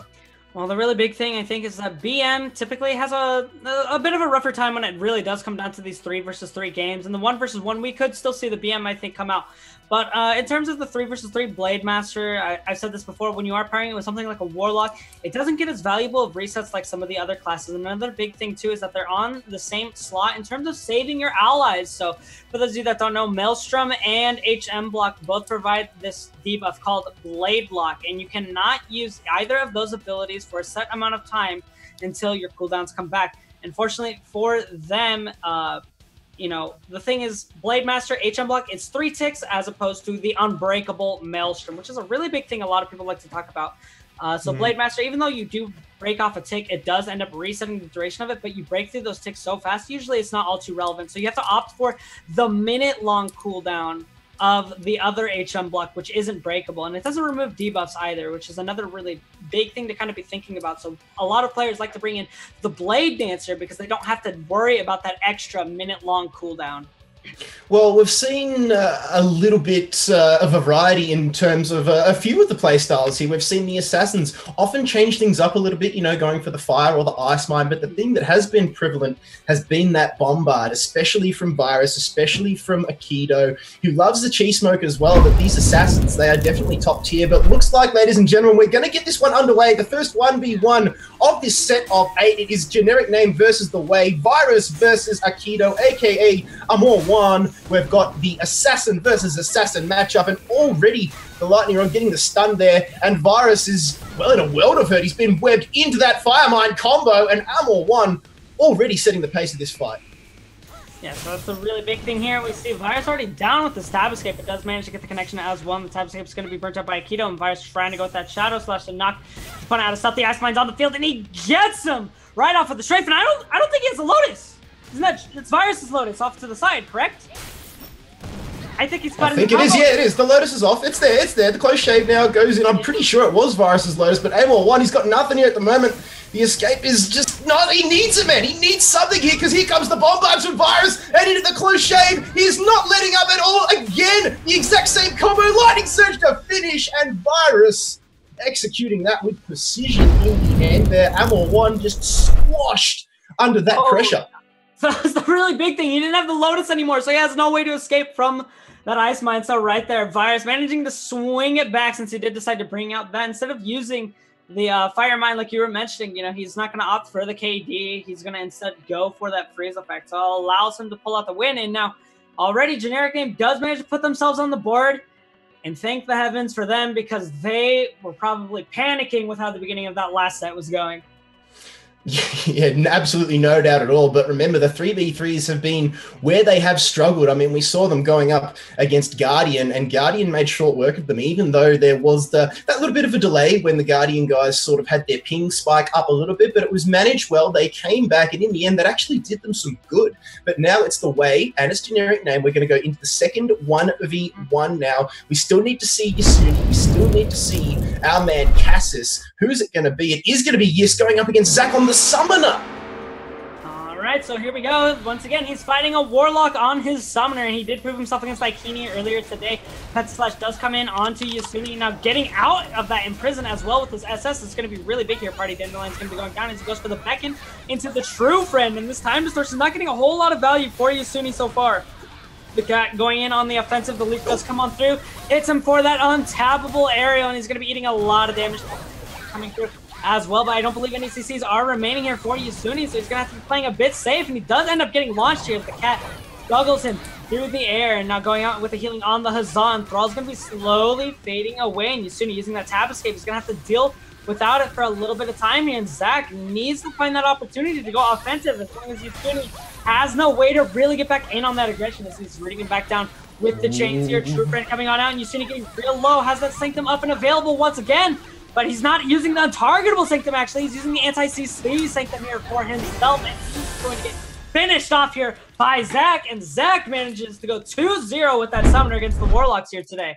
Zach didn't even really need to use his power pounce there at all. Yis missed his opening. There was a long time there where Zach didn't actually have an escape, and the power pounce was still just waiting in the wind to be used. I think that was scaring Yis away a little bit there, and you could see Zach just chunk and chip down while regenerating that HP back, and that is why he's the best summoner in the region at the moment, just because he knows how to play that long game, waits for his opponent, Yis in this instance, to burn all of those cooldowns, and like you said, once his tab escape was down, Zach saw his opening and barged his way through that door. For sure. So, you know, right here, they have that 2-0 lead. So if they can get this win under their belt for the 3 versus 3, they're in the same position that Guardian had just in the last set. Being at 4 points is so good because it means you can win just one 3 versus 3 and you can claim the title for yourself. So winning it right here is absolutely huge since they have this 2-0 lead over the way. Yeah, well, this is where they were, you know, unfamiliar with being in the previous round. They were on the receiving end of this 2-0 deficit, but now they really want to represent the region. They really want to be counted as top 2 in the region. And now they've come out all guns blazing. The gun has gone bang, and they are like Usain Bolt out of the blocks at the moment. They are just hitting the ground running. 2 very, very quick rounds there, and I'm really surprised. The best Warlock in the region, Yis, at the moment, was taken down so swiftly. That's a dominating play there from Zach. Oh, for sure.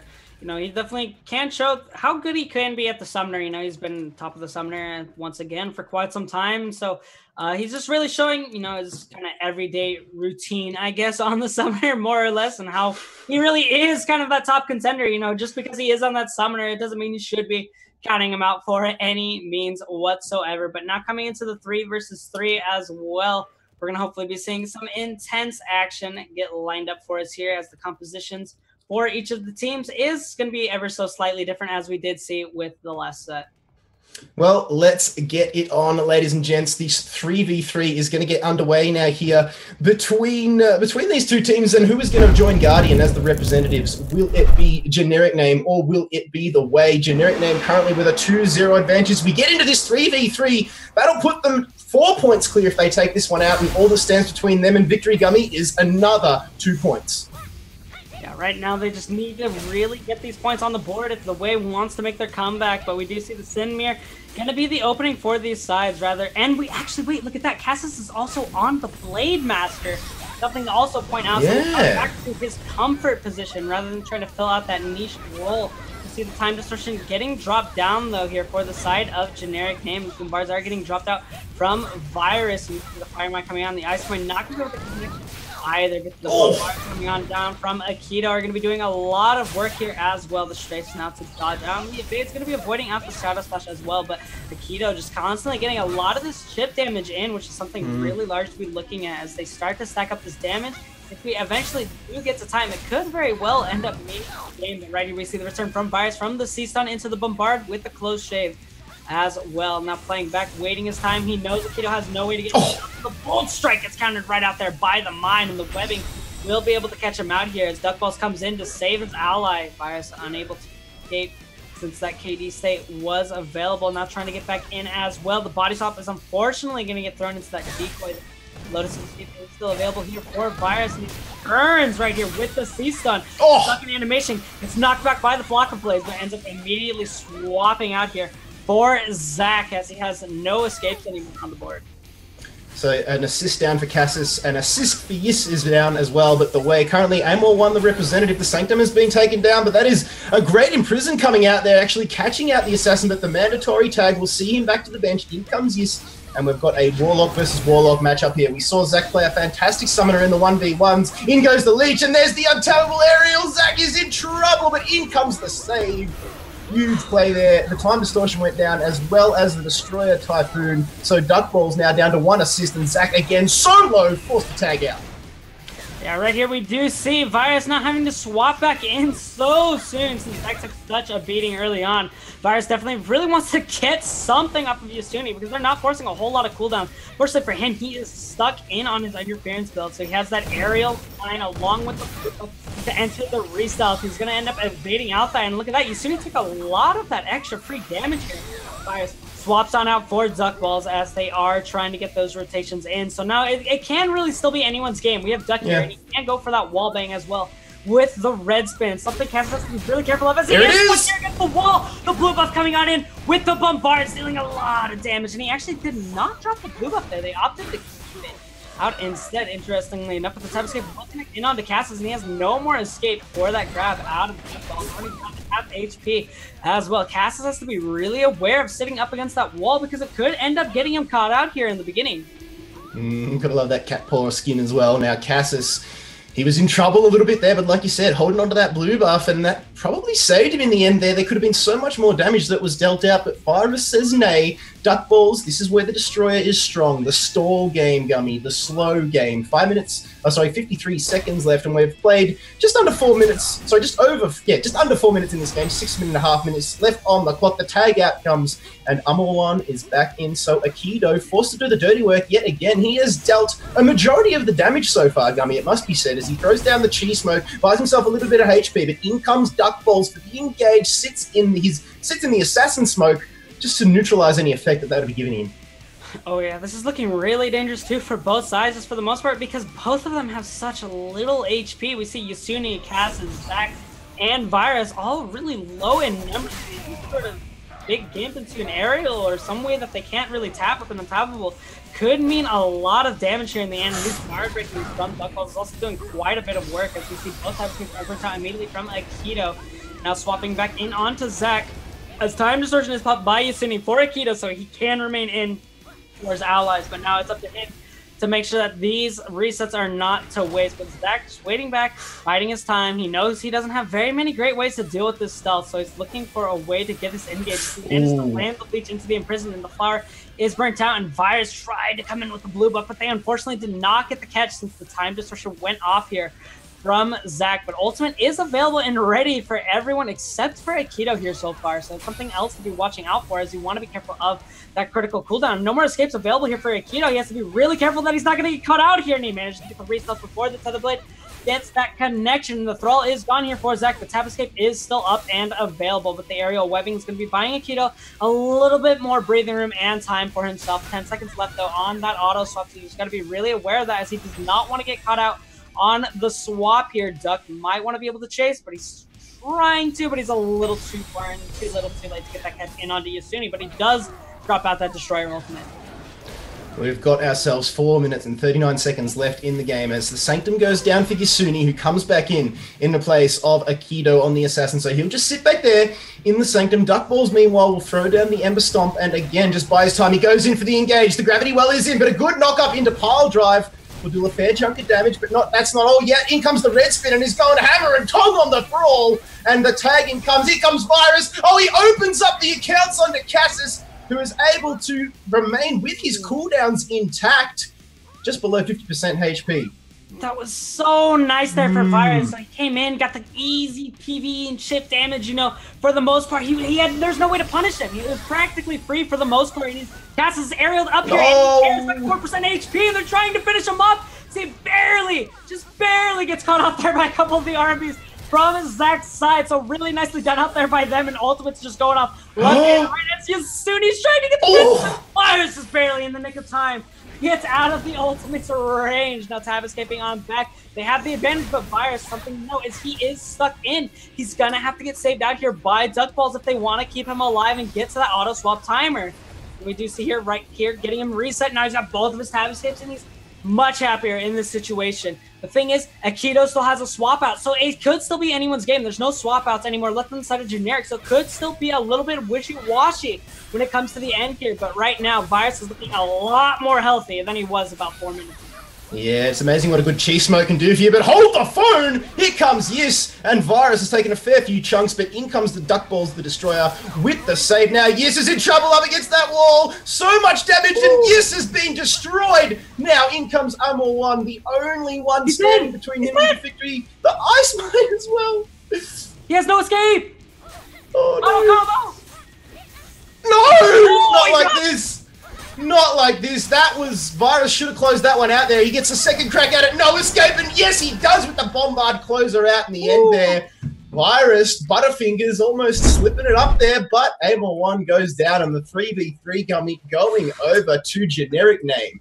All right, so I want to point out right there at the end, it was really, really pivotal to how Virus was playing it. So if you notice, he's actually opting to not use the Bombard there. We see him going with the normal anti-cancel instead. So he's not opting for the Bombard, and we see this is classic 2016 Virus getting played here. Virus always used to love sitting in stealth, going for the damage, and not ever actually getting the combos because he knows when his opponents don't have ways to get him out of stealth. Right there at the end, Yasuni stuck up against the wall. No way to really break the stealth. Wingstorm is down. Nothing to really do. No repulse available. And then as Aikido comes in for the save, he gets the double lightning rod. It is punishable, and he finishes off Yasuni. And that lightning rod with the sun forces the immediate tab escape from Aikido. Him being on the rope, wrong build, no tab escapes available. He definitely punished his opponents, playing with that build very, very perfectly right there at the end and secured the win for his team. So now all that stands between generic name and representing the region is 2 1v1 games. Now remember, in the previous game, generic name themselves were actually in this position. They dropped 4-0, and then they actually clawed back in these 2 1v1s, Gummy. So they've got experience of how to not allow your opponent back in this situation because they've been there themselves. They've done it. They know the room that they're allowed to give, and it's not a whole lot at the moment. Oh, most definitely. You know, going on into this, we're going to go back to the 1 versus 1s, and who knows, if generic name gets another win off of these 1v1s, they could just be done after these next 2 matches.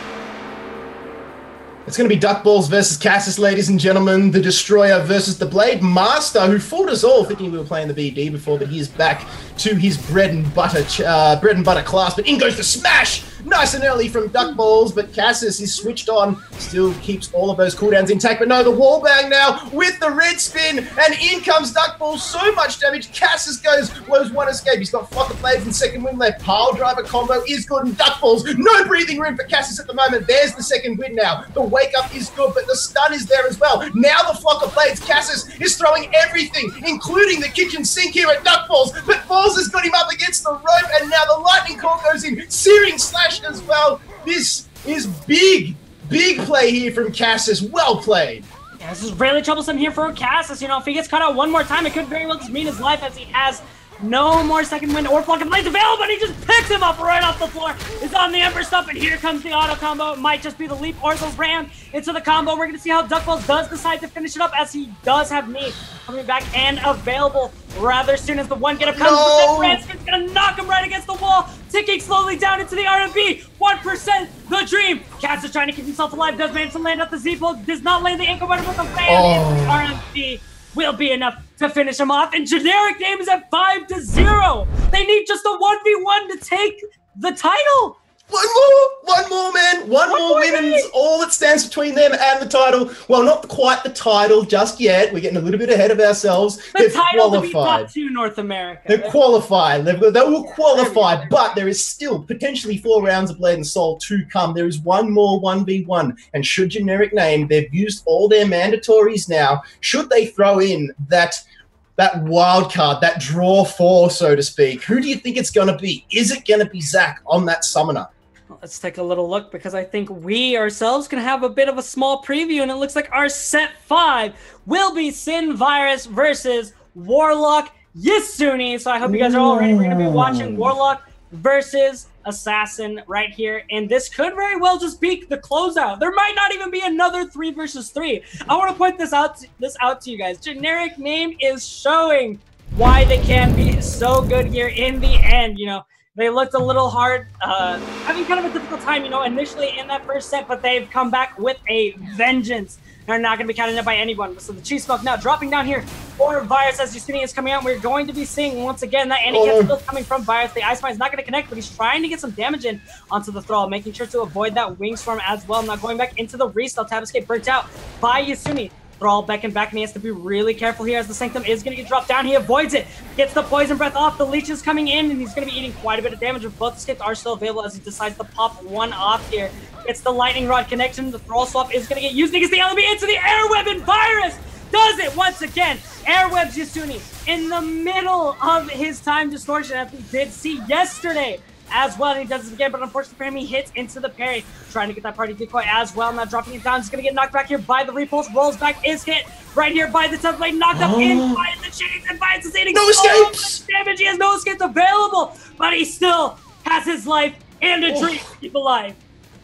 1% HP Virus caught behind the 8-ball with no escapes at all. Now, finally, he's got 2 of them back up. Lotus still 20 seconds away, but Yis is just sitting back. He'll let Virus have his Cheese Smoke and eat it. That is no problem at all. 11% HP for Virus. Yis just waiting for his own cooldowns to come back up. He doesn't have Thrall Swap up at the moment, but Second Wind is available, as is the Leech, as is things like Tethered Blade. This is going to be big. Yes, now a hush. The calm before the storm here, Gummy, has just fallen across this map. The Thrall goes down. That's the opening Virus was hoping for. Yes needs to get that Thrall back down. Virus comes in, closes the gap. Yes, on the back foot now, because the Assassin stealth is just so good here at the moment. Sanctum goes in the nick of time. Virus now in the Cheese Smoke again. Poison Breath catches Yes with the untargetable into the Sanctum. Now Thrall with that gravity well. It's still anybody's game. Yes, slowly but surely falling. Virus is coming back into this one. 24% HP. The Thrall now needs to do some work. The Leech goes in. It catches Virus, but he's got the escapes down. Is this going to be it? No!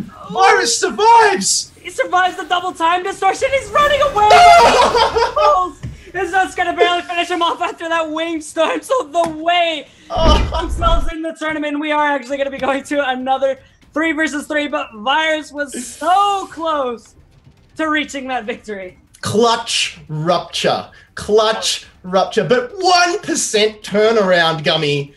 Man, oh man. Well done there to Virus. Hats off to him. Definitely. But yes, very, very well played in the end. Can't take anything away from that man. Yasuni does not want to let that go so easily. They at least got 1 point on the board.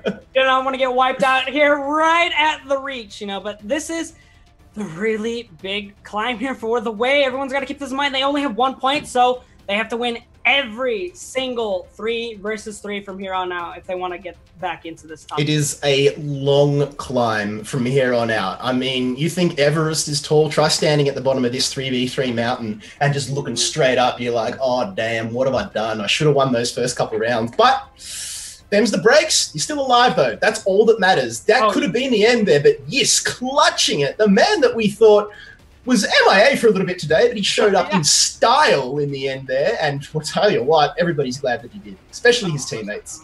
Yeah, it's the I expect them to be. You know, they're just like, please, Yasuni, do it for us. We don't want to go out yet. We can still do this. And, you know, they channeled their energy. They gave it to him, and he managed to pull on through. So definitely really good for there. But, you know, generic name, they still have that reassurance. They only need to win one game out of these next 3 matches. And they did already win 1-3 versus 3 today. And I would say it was in pretty good fashion for the most part. I mean, that might have just taken the wind out of generic name sales a little bit there, Gummy. Could we see the big reverse sweep coming in here? Generic name just one measly little point away from qualifying, but the way say nigh, they are not done yet. And yes, off the back of some fantastic Warlock play, keeps their hopes alive. And why wouldn't you throw him back in again? He's going up against Virus to start things off in this 3v3. All right, now they are running off into the start as the body swap is going to be reflected away from that Bastion, but he is going to manage to get that decoy off into the ice mine as well. Just has to be a little more careful of that onrush, and the Wingstorm actually going to be able to knock him out of stealth, but the Thrall's just going to hit right onto that decoy. Sad betrayal by his girlfriend, but the repulse does manage to connect in onto Virus, and the Leech is actually going to get used, unfortunately, on that tab escape from Virus, so he's going to be able to stay safe for a little bit longer. He just drop down that flower, and he knows he's not in really any great danger. He's going to be waiting out inside that cheese smoke, goes into the stun, trying to get that result as well. And now the flower is going to get used. Zach immediately drops on in to drop that time distortion, giving Virus his escapes, and Yasuni now on the run and stuck up in the air, and can Virus manage to follow it up, and he gets the webbing off the knockdown out of the aerial.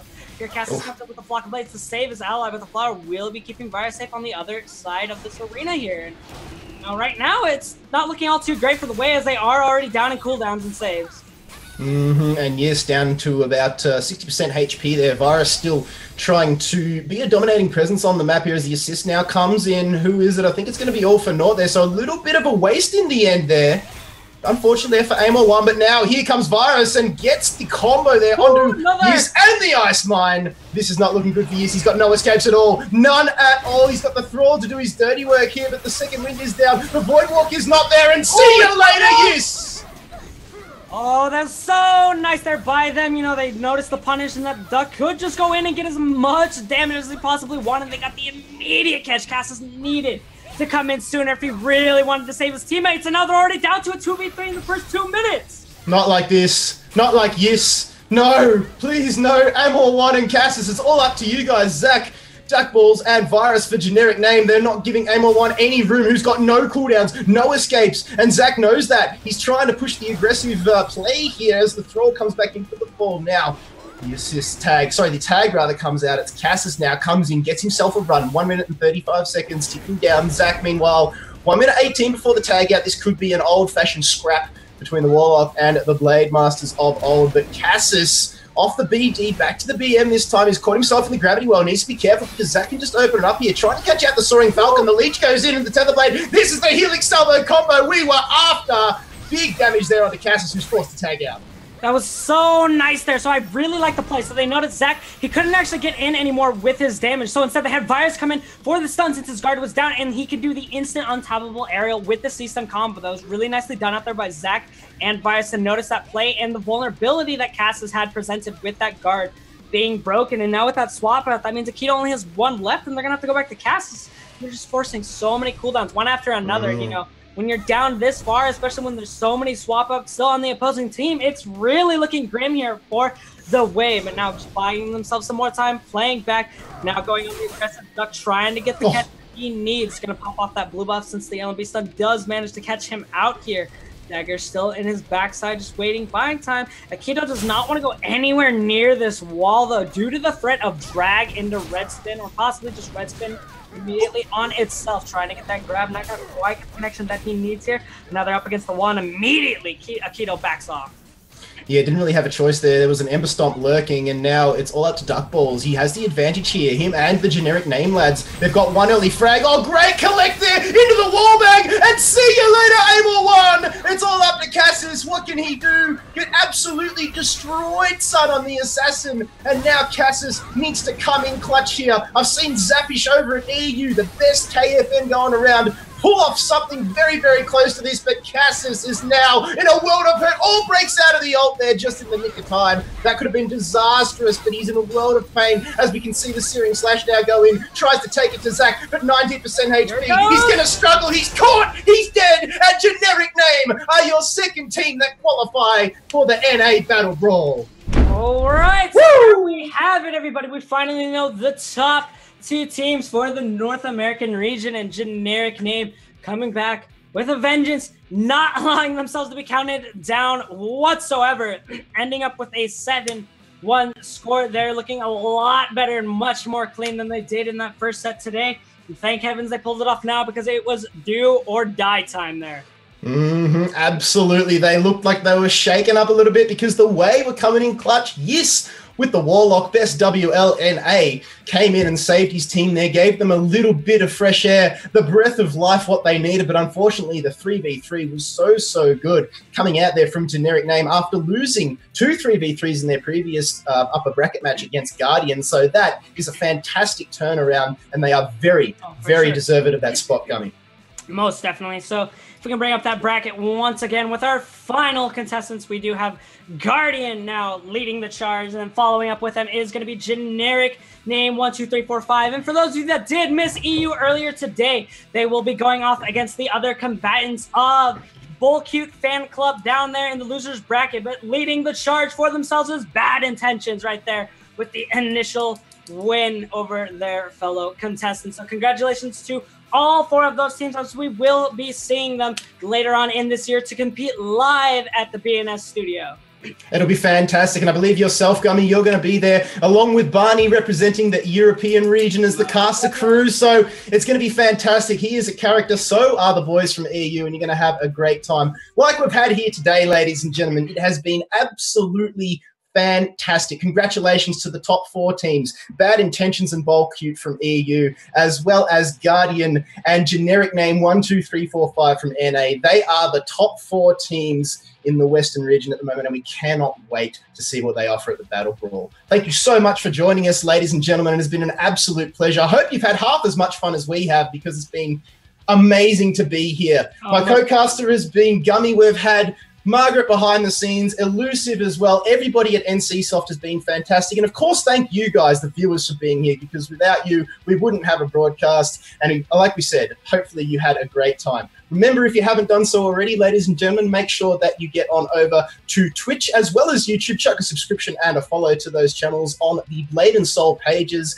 as well as over at Twitter at BNS Esports and NCSoft West for all of the updates and anything Blade and Soul. Like we said, there is a lot of people doing a lot of work for BNS in the region, and that will keep you all in the loop. Make sure that you get over to the esports page at esports.bladeandsoul.com as well for all of your specific esports related news. But on behalf of my co-caster Gummy, myself, Kit Fox, and everybody else here, the production crew at NCSoft, thank you so much for joining us here at the NA Qualifiers for the Battle Brawl, and we look forward to the pleasure of your company next time.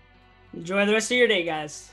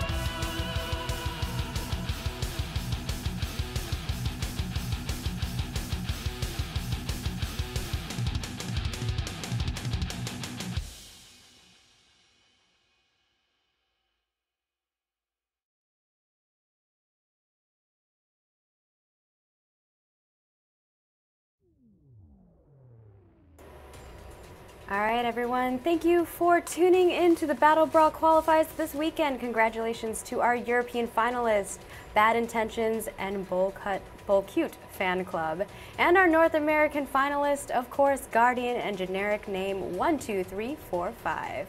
Don't forget to tune in to the finals, as it's sure to be a battle of the best. We'll have more details on that coming soon, so keep up to date by following us at Blade and Soul on Twitter and Facebook, as well as checking out esports.bladeandsoul.com for all your Blade and Soul esports news. And as always, we'll have the video up on YouTube at Blade and Soul, as well as you can already enjoy day 1 of the European and North American qualifiers, as well as day 1, or day 2 actually, of the EU qualifiers, which are up right now on the channel. Thanks for watching, and we'll see you guys again on the Earthen Realm.